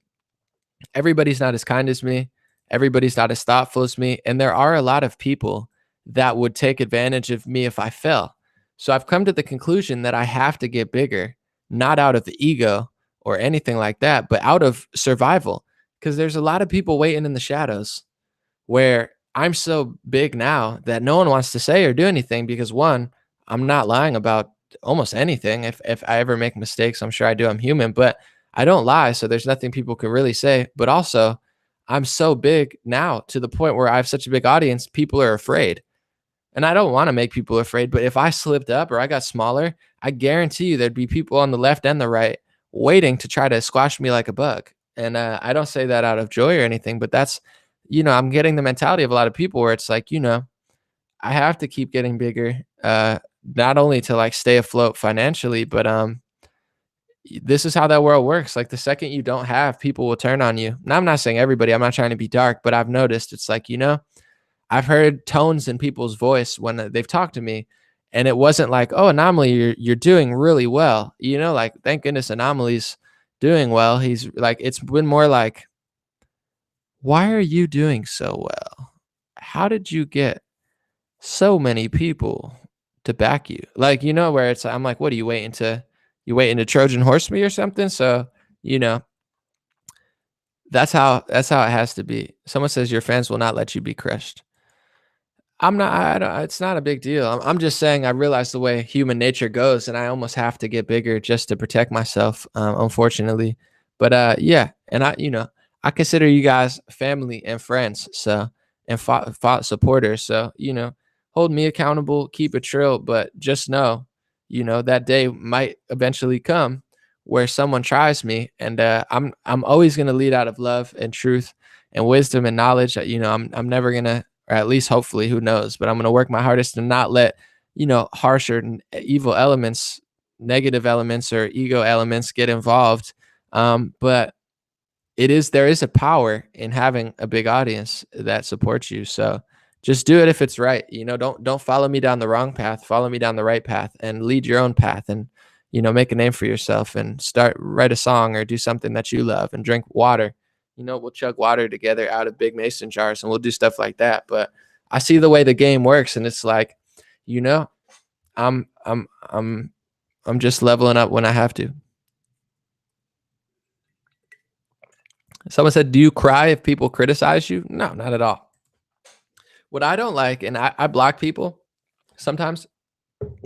I don't care if you criticize me. I just like it to make sense. So when somebody's like, I'll give you an example. This annoys me a little bit, but I'm starting to find it more humorous. I dropped a song and some woman writes on it and she's like, Anomaly, I don't like when you curse. I don't like that you talk about marijuana sometimes, even though I barely ever, never talk about marijuana. But she's like, she starts hating on me. I go to her channel and she's this weird, like, witch goblin lady who has like videos of her playing with dolls, and it's so disliked, and everybody in the comments were like, this is creepy. I don't care that she criticized me, but if you criticize me, make it make sense. If you criticize me, you have no self-awareness or self-accountability, you're a fail, and you're hating on me when you're not even right. That gets you blocked. I never cry. I'm not saying never, but like pretty much never. I don't cry when people get mad. I get annoyed by people. Dude, the song's okay, blah blah blah. I can, and then you like check their channel and they're like, they have like 7 dog videos with 10 views. That's what annoys me. And I block people when they just annoy me. It's not. I like good criticism, but that's why I said in my song, I have a line for that in my song. They say, Anomaly, I don't like your rapping. I think to myself, you know what I don't like? The fact that I've accomplished more in a day of my life than you have in 3 decades. You ain't playing it right. Y'all should stop hating and pay me for consultation. I could probably change your life with a minute of observation. If you like that line, that's a rap line. That's why I'm repeating it. That's enough said. It's not out of cockiness or arrogance. It's out of like the people who need help the most sometimes, they just won't shut up. So it's humorous to me, but it's like, Anomaly, how dare you curse? It's like, lady, you got 20,000 dislikes on a video of you playing with dolls and you're 64. Like, maybe you should look in the mirror instead of talking on my thing. If people want to troll me, I troll back sometimes. It's not pretty. Infowars Bear said the devil talks through thoughts and God reveals through truth. Interesting. Infowars Bear. Too Lazy said for Crowder, start with the old change my mind segments. He comes across as a dick to most people at first, but you can see where he's coming from after you watch him in the bit. I'll check it out. I've seen a little bit of it. Yeah. Thank you. Yeah, no, I don't expect everyone to like my music or people like, you could say whatever, but if you don't like rap and you're like, oh, this song sucks, I don't like rap. It's like, I want to block you, not because it's annoying where it's like, you know what? Since you're so annoying, now you don't get to watch any of my other videos because I don't have to make 100 videos a week and 200 videos. I don't have to launch Candace Owens and the Walkway movement to save, your life probably in the long run with all the crazy stuff the Democrats are doing. Like, I do all this stuff. The least you can do is not give me a bad opinion from someone who doesn't know what they're talking about. It's like, I don't mind if someone, but it's like, it is annoying that it's not that I cry, but I'm like, all right, you want to troll me? Now you're bent. Now you're trolled. Now I'll troll back. And my troll is you not being able to see anything else. I find it funny. Someone said I hate rap. That's fine. You don't have to like rap. I'm not trying to like the genre I like. There's a way to say things and there's a way not to say things. And there's also a way that people have of like, it's my low-key pet peeve. It's not that bad, but I'm like, just go away. It's like I don't hang out with everybody, so it's like, you're banned. Someone said you and Nuance Bro should discuss topics. Yeah, I'm gonna have Nuance Bro on here, but he was kind of annoying me, not in a bad way. If he sees this, what's up, Nuance Bro? But I like Nuance Bro. I was just talking to him, and he's so nuancy. It was just like getting annoying. So I was like, let's have a debate about Trump, and he's just like, let's like. I don't know. I don't want to get into it, but I'm down to debate him, but tell him to stop being such a Sour Patch Kid. I was like, yo, get some energy. And he's like, I don't get hype. I'm nuanced. I was like, that's fine, but I'm losing interest. Like, it just got weird, but not in a bad way. I really like Nuance Bro. I think he's one of the few people who actually gets it a lot of times. Like, we probably wouldn't disagree on that much because he's one of the people who supports conservative values, but he's not a total tribal moron, for lack of a better term. So I think, yeah, No, I DM'd Nuance, bro. I was trying to set up a debate, but like the whole back and forth was just getting annoying. Like, cause I was like, let's do this. And he's like, let's not do that. Let's do it like this. And I was like, all right, let's do it like that. He's like, no, let's not. Let's do it like this. I was like, all right, what should we talk about? He's like, let's do it like this. And then I was just like, all right, this is getting annoying. So I said, do you believe the CIA weaponization of rap? Possibly. Yeah, maybe.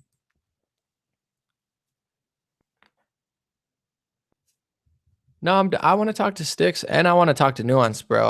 I got to get back in the Nuance mood. No, dude, Nuance that goes well. He's just like, our conversation just got stale, you know? It's like if you go on a date and you guys have a cup of coffee and then like you both sit and stare at each other for like 5 minutes. And then you're like, you know what? I'm going to take a Uber home. It was kind of like that. Like, I really like Nuance, bro. I like his work, but I was like, I'm over it. So I said, bro, take the gloves off. Like, that's something on a different day that could get you banned. Like, you're not my leader. I can keep these on. I can take them off. They feel good on my hands. And when I wear them for an hour, they're actually like healthy for my hands. So does that bother you or no? Can I keep them on my hands for my health? Does my hand health bother you? Is that okay? Jacob said they're so trash. All right. Now I'm going to ban you. Sorry, Jacob. I appreciate you, brother, but it's not that, like, it's not a big deal. I'm not crying, but I wear these for my health.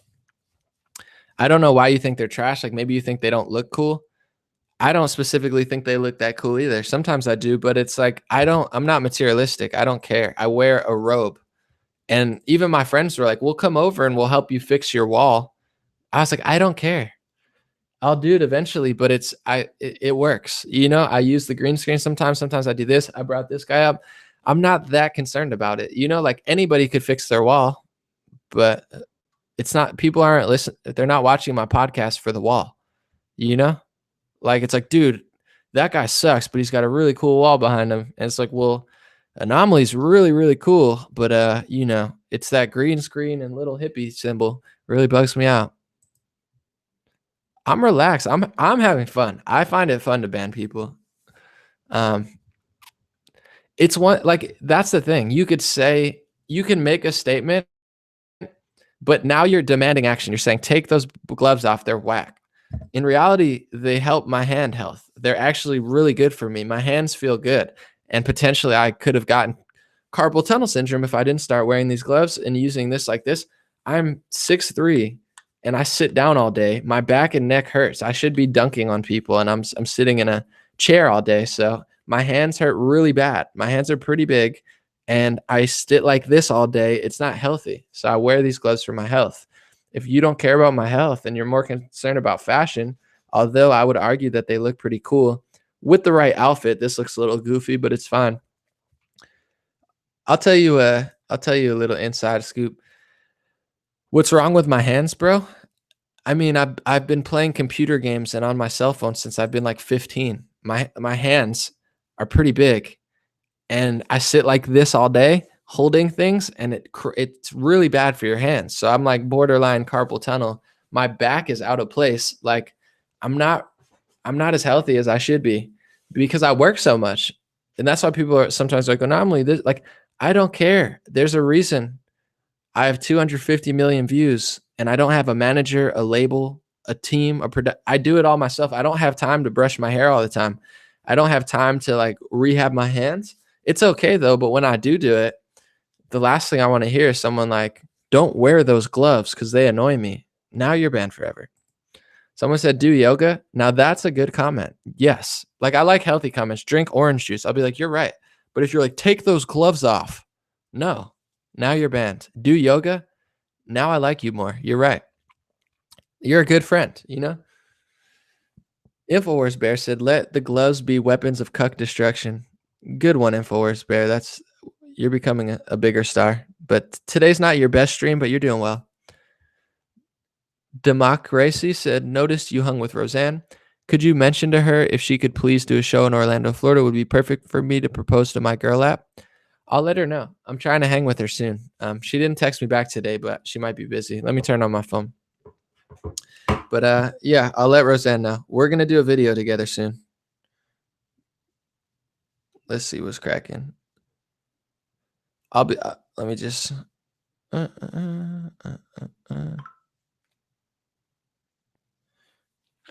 Well, yeah, just stretch, don't do yoga. I mean, stretching is basically yoga. It's the same thing. I'll stretch and do yoga. They're both good. Someone said Aleister Crowley likes yoga and meditation. He probably did. I don't know a lot, like, because I was on Owen's podcast and I was talking about Crowley.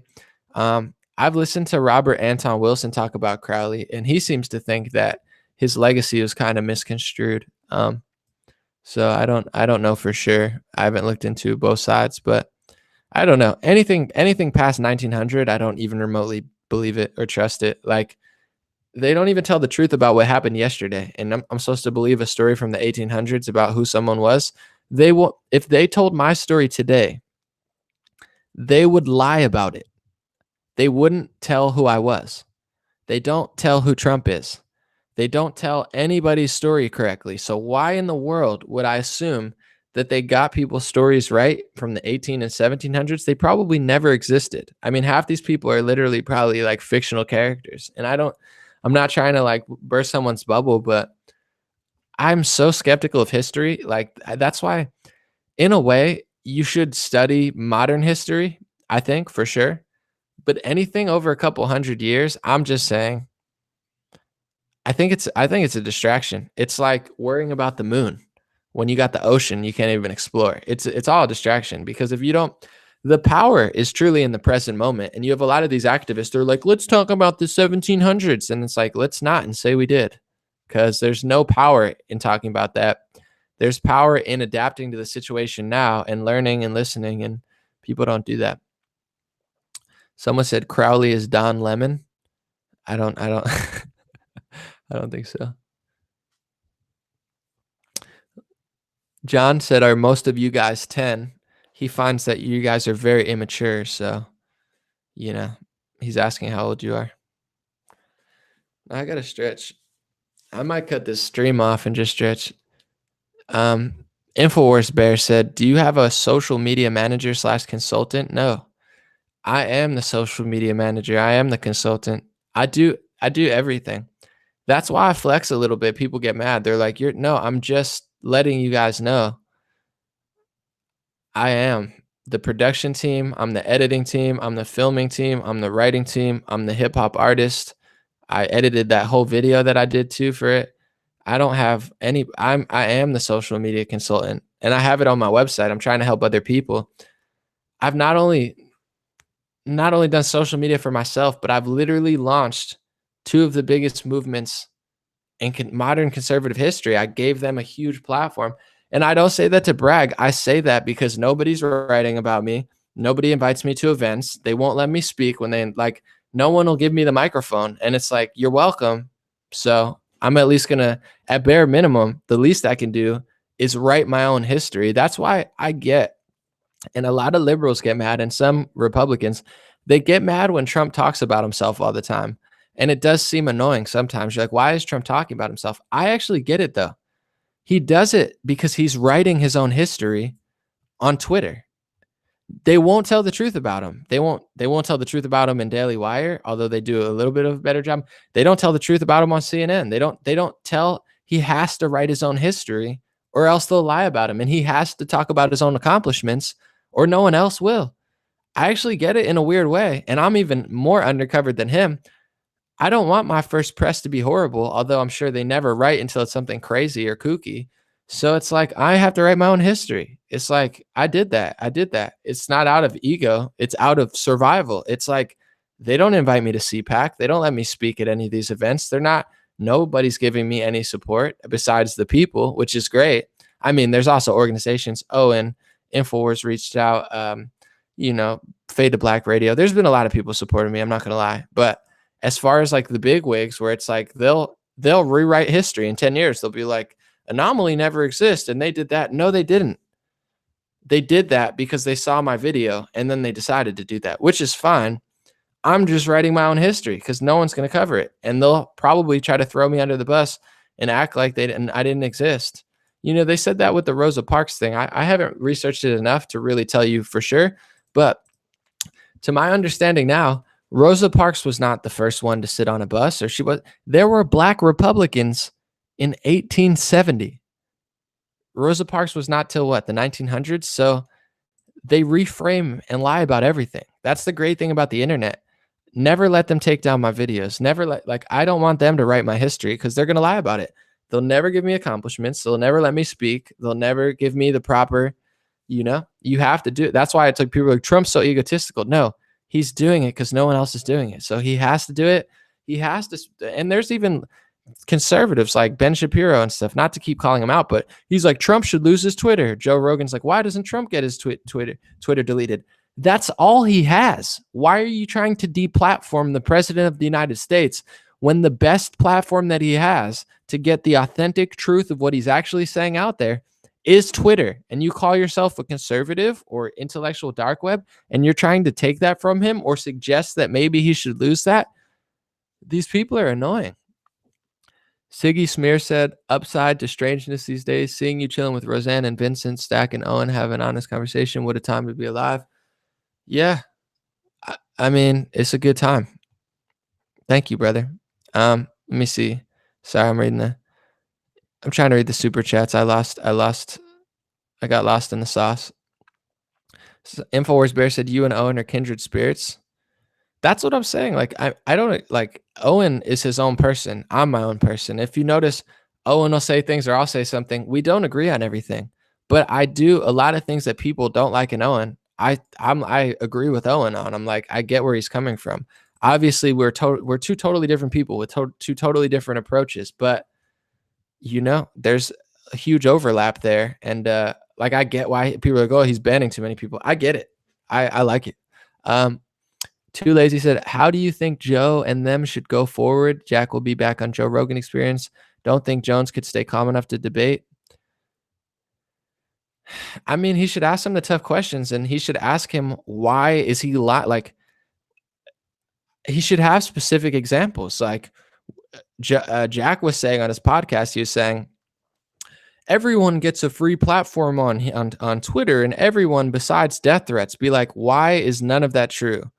Why do you say that on the podcast and then do the exact opposite? Why is this person kicked off? Alex and Laura Loomer were kicked off before they did anything. Like, the reason they kicked them off didn't make sense. The reason they kicked off Owen doesn't comply with the reason they kicked off other people. So Joe should ask him why he's lying.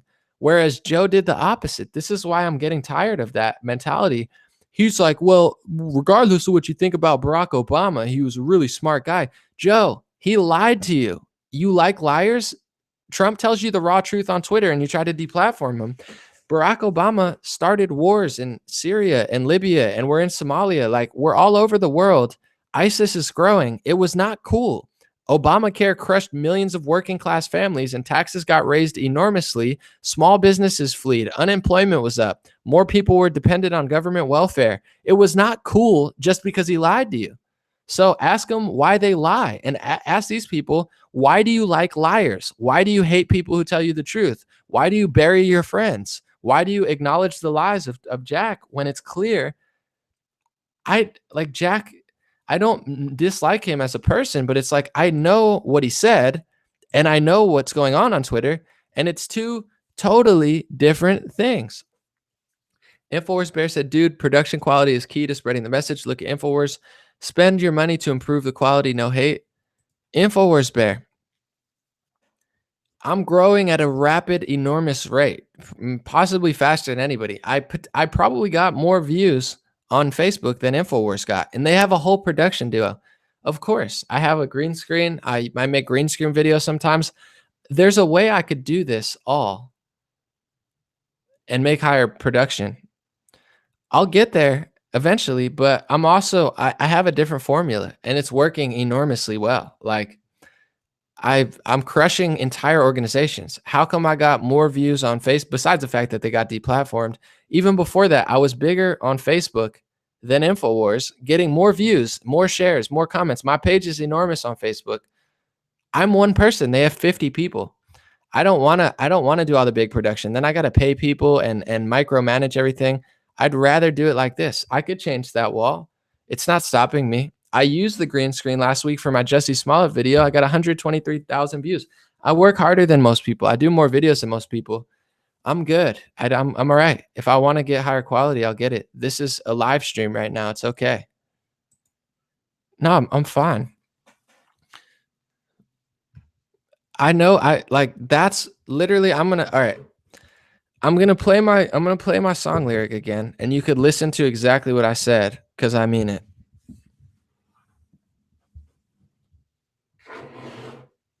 Someone said if it's not broke, don't fix it. Listen to the lyric. I've been nice since 19.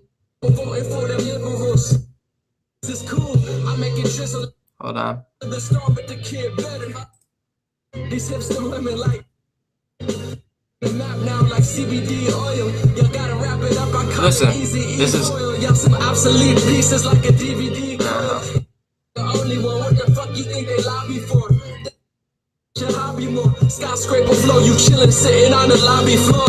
They say anomaly. I don't like your rapping. I think to myself, you know what I don't like? The fact that I've accomplished more in a day of my life than you have in 3 decades. You ain't playing it right. You should stop hating and pay me for consultation. I could probably change your life with a minute of observation. If you can't find your girl, you a cuck. You can watch it, she swallow my dog like Nathan's. I'm a boss, I'm a real man. What the fuck did you think this was? People talk online, but they be softer than a Jigglypuff. All right, listen. I don't need advice, Forrest Bear. I appreciate your inquiry. Like, I don't know that high production is more palatable to the eyes and the ears. And I'm not doing it out of laziness. If you need help, InfoWars Bear, building 250 million views, being probably the most successful person with no manager, no marketing deal, no label, no production team. Literally, I'm probably like the number one biggest person doing this. I mean, PewDiePie, obviously. I don't know if he has a team, though. I don't say that because I think I'm the greatest. I say that because everybody has a team or a manager. I'm the only person with no manager, no production team. I don't need advice. You need my advice, InfoWars Bear. I'll change your whole life. There's things I can do. If it's not broke, don't fix it. The biggest regrets in my career was I was striving for more and I dropped what I had. So in the last year, I've gone from 600 views per video to 20,000 views per video on here. I've gone from 100, 200,000 followers to 800,000 followers and 250 million views, bigger than every single news network that gets millions of dollars. I obviously I could up production. It's not that important. I have a formula that's working really well. And when I want high production quality, that's why I have the green screen. I've done literally like 100 videos that are extremely high quality. I can't input. I can't do that much stuff if I focus too much on it. I've been to the Daily Wire studio. They have 10 people doing what I pretty much do myself. Yes, it's higher quality. It gets streamed out. It's cool. I prefer what I'm doing. That's why I'm growing faster than any news analyst on the planet, InfoWars Bear. It doesn't bother me per se. I know people get annoyed at this. It's just annoying. That's why I wrote that song lyric. It's people who desperately probably need my advice in life. Maybe not. InfoWars Bear seems to have a lot of money. He's always paying. But it's like talking to somebody who's at like a 0.001% upper echelon in their craft and what they're actually accomplishing. And you're like, hey, what if you listen to me? And I'm like, what are you doing? Let me see how big's your Facebook? How big's your Instagram? How big's your Twitter? Let me know. Show me Chris Kumo. He has really high quality. Oh, what? He has half the amount of followers as me on Facebook. Oh, Shep Smith gets paid millions of dollars to lie on Fox News. Oh, what? He has half the amount of followers. What about Hardball with Chris Matthews? Oh, he has 1/3 the amount of followers that I do with a production staff and a team and millions of dollars and a network behind him. I'm doing better than all of them with production quality. Thank you. Alyssa, sorry about that. Alyssa said, I think it would be a matrix breaker if you said you'd be my Valentine. All right, I'll be your Valentine for now since I don't have one, but happy Valentine's Day. Where are we going? Sound Mixer said, are you an anime fan? If yes, what do you think about Dragon Ball Z voice actor scandal? I'm not a big anime fan. I'm not a hater. All right, Seeking Truth here, Ben. Sorry, buddy. You're banned forever. Uh, no, I'm not a big anime fan. I'm not a hater, but I just haven't watched it that much. There's a difference between ego and truth and self-awareness. I don't like you can lie about me and say things. Obviously, I'm very confident. I have a high self-esteem. Ego is a false self-esteem. It's based on, like a false perception. And also it's unhealthy when it's too large. This is not ego. I'm just letting you know the truth in a strong manner. Like Infowars Bear, I just wanted to see you explode. That's fine. It's annoying to me though, because it's like you don't understand what to do. And I like it's okay. I state it very strongly. And it's like it's a pet peeve of mine where there's a difference. It's just annoying because it's one like you have to understand I'm doing all this stuff. That's fine. I'm writing my own history. I'm just letting you know what I'm doing. I could say nothing and you could wonder. I'm just letting you know what I'm doing, what it takes.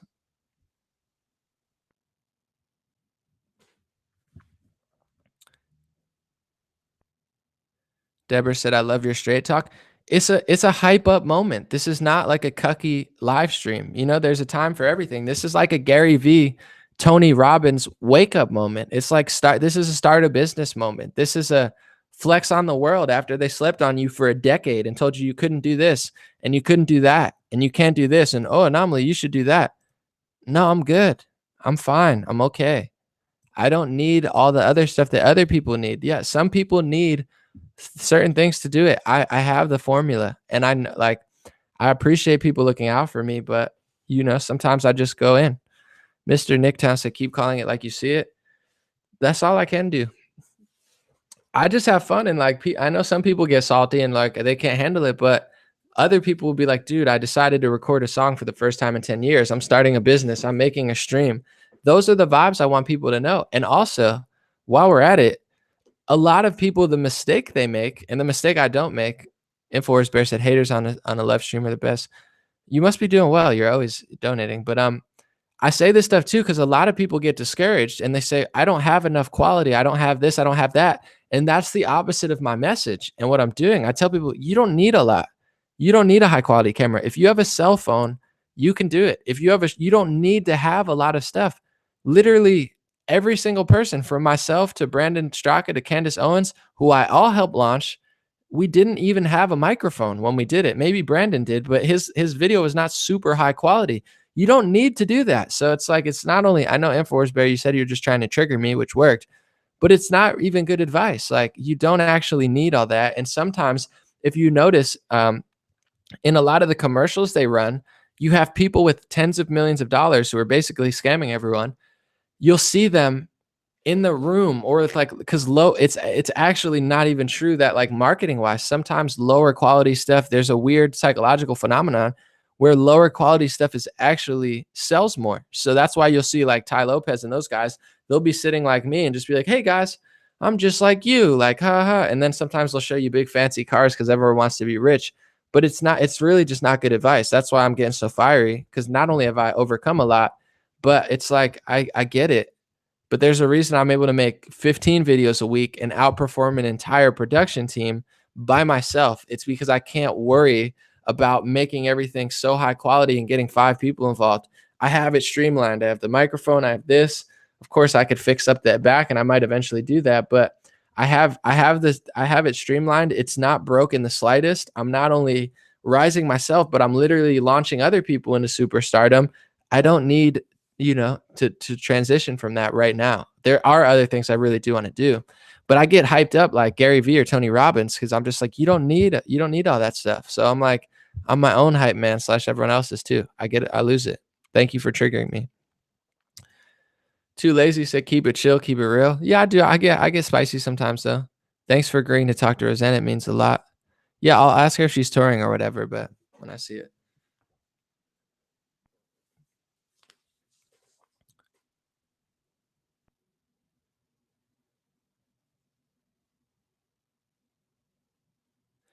All right, we'll take 1 or 2 more, and then I'm gonna roll out. Thank you guys for staying and joining. No, I don't listen to the haters, and honestly, people just have perspectives. But it's like sometimes people say things to me and then I respond and then they're like, "Whoa, I didn't think you'd respond. Then why'd you say it?"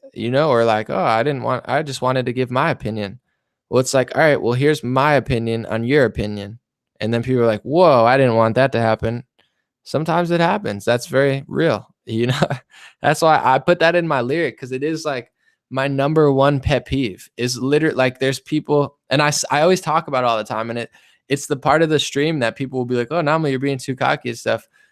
But I harp on it because it is my pet peeve, and I find it fascinating that it seems to be the people who are least qualified to give advice always trying to give the most advice. I find it hilarious. So I harp on it because not only it kind of annoys me, but I also, in a weird way, I think it's funny. That's why in the song you know, it's this is an explicit live stream, but I said you probably like talked about cuck and something. Like I'm just like I was having fun with it. Above Majestic said InfoWars Bear needs to know that cultural revolution is not mainstream. You can fight with InfoWars Bear if you want. I'm sure people would be highly entertained if you and InfoWars Bear had like an ideological battle. Where can I find more of your music? Said J Rock. It's on. I have a few songs on Spotify. On SoundCloud, I have all the songs. So go to soundcloud.com/anomalyisill. Anomaly spelled like this. Or here, maybe I'll just. Can you post links? Will it work? Can I post a link in there? Here, I'll just post it and then. Yeah, like that. Yep, there you go. So that's got my new song on it too. Ashley said, "Take care of your health." No, I will. Today I had a new song dropping, but tomorrow I think I'm gonna relax because I've been going pretty hard. But I stretch and I vibe out. Like I sacrifice sometimes, and sometimes I go in. Matrix or Creatrix said, "Infowars is for sheep that can't think for themselves." Okay, everyone should start beefing.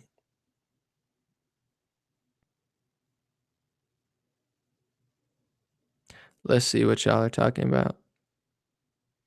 All right, we'll take one or two more, and then I'm gonna roll out. Thank you guys for joining. If there's any last questions or anything, we'll talk about it, and then we'll roll out. I like these. God bless you. God bless your family. God bless America. God bless the world.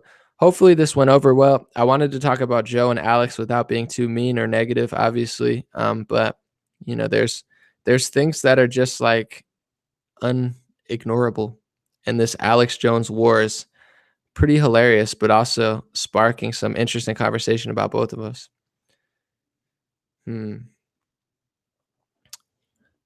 Thank you, Kodiak. I appreciate you. This feels good. This is like a nice stretch. Reading. God bless you. Let's see. Any last questions? Thank you, Rhonda. I appreciate you. Happy Thanksgiving to everybody who's single like me. It's okay. I know somebody tried to get my date on Super Chat, but I liked a meme I posted on Facebook. It said something like, "Oh, I'm single. Like you have to go outside to find somebody." I was like, "Oh, that's relatable." Something like that. Someone said you should go on Alex Jones's show. I was on InfoWars the other day. I actually got a little upset at them. I felt like that I don't know if you guys saw me on InfoWars. I was on with Harrison. He texted me though. It's all good.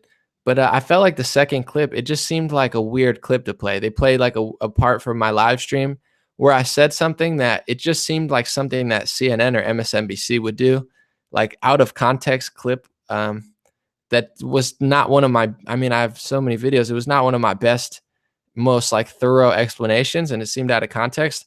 So I was like, guys, why did you do that? So he apologized. So I'd probably go back on InfoWars, but I'm not going to lie. I was a little salty, not like angry or anything, but I was like, why did they do that to me on Info? So I got a little upset, but it's okay.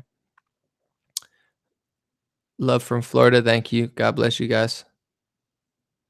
Someone say, I mean, I don't know. Yeah, no, they weren't terrible. It is what it is, but it's weird because like if they had me on CNN or MSNBC and they did what InfoWars did, I would have been like, this is a total setup. Because I'm multidimensional. There's a lot of things I want to talk about and can talk about, and they framed me in a really what I felt was very unnecessary way, and also it just seemed like a setup. And they claim that they didn't mean to, and I believe them. I do believe them, but it's just like I don't know. I was not. No, it's all at the end of the day, anything I've ever said, I got to do it. But it just seemed like a headline sort of thing. Like what I said, I could already see it like misconstrued in a headline where it's like, why out of everything? Why would you take that clip? I don't understand. Hand to shoulder blade like this. Someone said, you learned English in school? Yeah. MC said, someone gives you $1,000 a month. Who is your handler? In what way? Where does someone give me $1,000 a month? I got $1,000 one time on Patreon, and my $1,000, he did it 1 month and then took out. So like that month, I actually got it, and I don't know who it is, honestly. If that's what you're talking about, yeah. Now he pulled out after the first month, so I only got it one time. And the threshold for that on Patreon is I would write a letter, a handwritten letter to the person. That's why they probably did it. And I messaged them. I said, "Hey, bro, like, let me know." And they never even answered. So I have no idea who the person is. And if they're watching, please email me so I can actually mail you a handwritten letter because that was the threshold of the $1,000. So that was only 1 month they didn't pull it out, but I owe them a handwritten letter. Are you in LA? I'd love to shoot your next single. Randy, message me on Instagram at Dream Rare and send me a link of a music video you've done.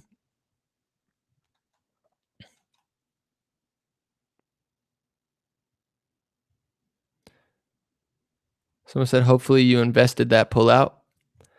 I'm saving almost everything because I'm gonna owe that what God knows how much taxes at the end of the year. So I'm pretty frugal. I don't yeah, no, MC, it's true. I'm not gonna lie, but you could think what you want. Yeah, I'm saving most of it. I'm gonna try to actually take a vacation and take like an actual break from my phone. I can't wait. I should do it soon. But yeah, I'm saving everything because when you work, most of my jobs they take money out. So at the end of the year, you get money back. I'm gonna owe so much money this year, and I'm not gonna be like a rapper that's like, "Oh my god, I owe $300,000," and they don't have it because they bought 15 cars. Like I'm saving everything. I'm not stupid, but at the same time, I'm just like, man, it's crazy. Taxes are nuts. I didn't understand them when I was growing up because I didn't really think about it. But once like I started paying health insurance, dude, they're taxing everything. There's a good meme I posted that's like a libertarian meme. They tax your income. They tax your property, so you don't even own your property. They tax in LA. They're going nutty. They're taxing like. There's too many taxes. Rain tax. Yeah, they're talking about that in New Jersey. I don't like taxes. They don't work. Like the government. This is where I agree with Trump and Howard Schultz. The government wastes everything. Dude, with Obama, how much money did they have? 700 or 800 million, I believe, don't quote me on it, to build a website for Obamacare, and the website didn't even work for a while. It doesn't cost $800 million to build a website. So they're stealing my money to build a shitty website that doesn't even work and steals money. Dude, I can't stand taxes. So most of my money's being saved.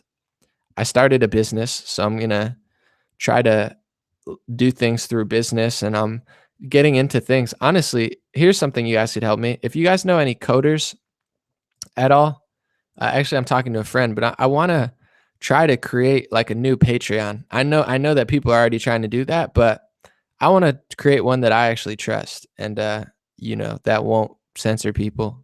But I don't know for sure. I have a meeting next week too. I'm trying to get into more things. I'm trying to sell things like this. Like I want to sell things that help people, like these sort of, like I want to sell healthy things and stuff, but I don't know. Someone emailed me about CBD. I'm so in like so many different directions, but I want to do something legendary. Someone said learn to code. Banned. No, I'm just kidding. That's so funny when people banned other people for the learn to code thing on Twitter.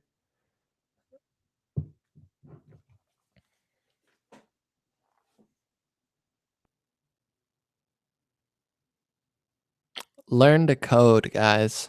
If you're watching this, learn to code. I'm just playing.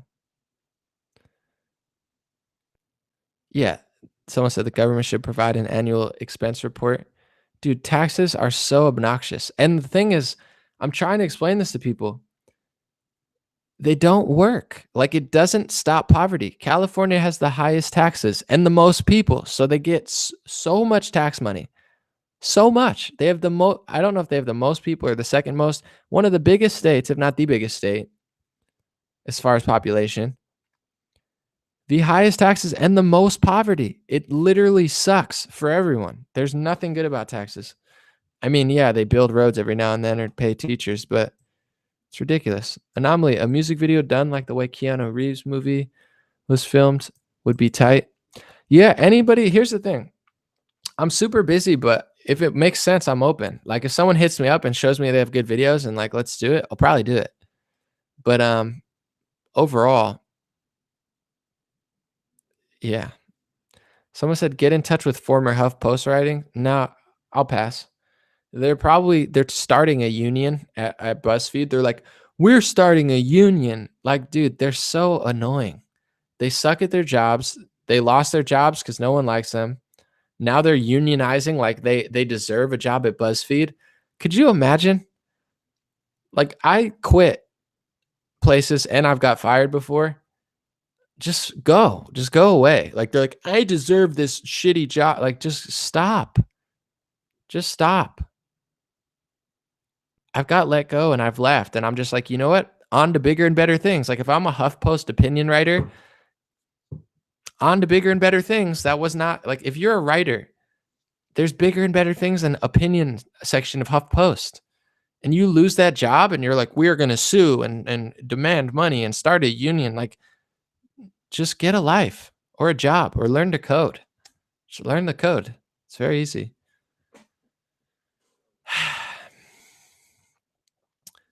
Viking Finn said, lose the beard, only the stash.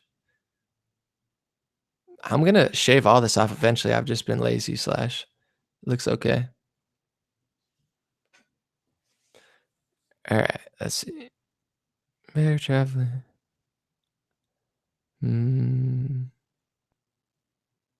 Why are big tech companies so against free speech? Long story. I have better videos on that. Yeah, BuzzFeed and HuffPost people are, because they hire people who probably don't deserve it, and then they hire them based on their sexuality or gender and like liberalism, and they're not even that talented or relatable. So they feed their own echo chamber, and then they lose money because they don't actually do good business work because they're not hiring people based on like structure. And then their people turn against them. It's hilarious. It's like communism in small form. It's like all based on groupthink instead of individuality, and then it backfires, and then they start suing each other. The left is a road to hell. It's a total toilet, and they're gonna crush themselves this year trying to run against Trump. It's gonna be hilarious, and I don't like to prey on people's downfall, but it's like everything they're doing is so backwards and stupid that it's like funny to watch them give people jobs that probably shouldn't have them, lose jobs, and then the company has to suffer because they gave those people jobs. You can't win with ungrateful people.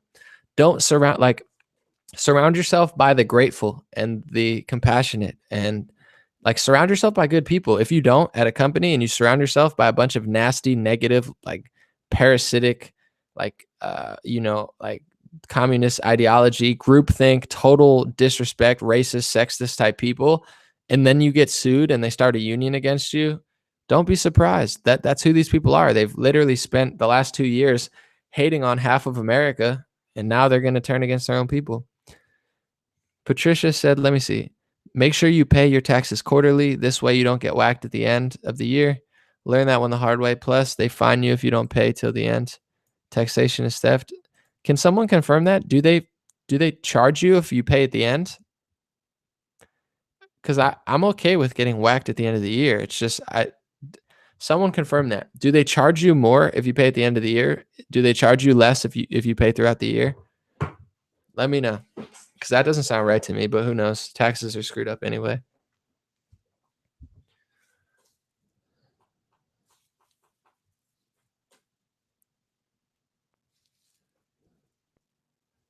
Yes, no, no.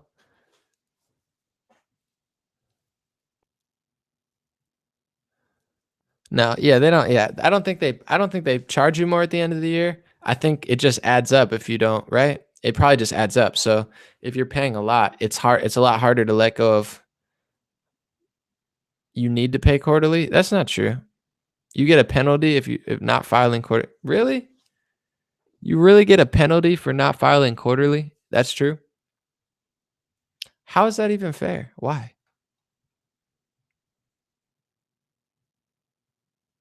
I'm reading the comments. They fine you like $180 fee. Are you serious? Dude, taxes are such a scam. If you owe over a certain amount, you get a fine. That's so ridiculous. I might have to just get someone to do my taxes next year. That's so ridiculous. They really do that? Pay quarterly? Okay.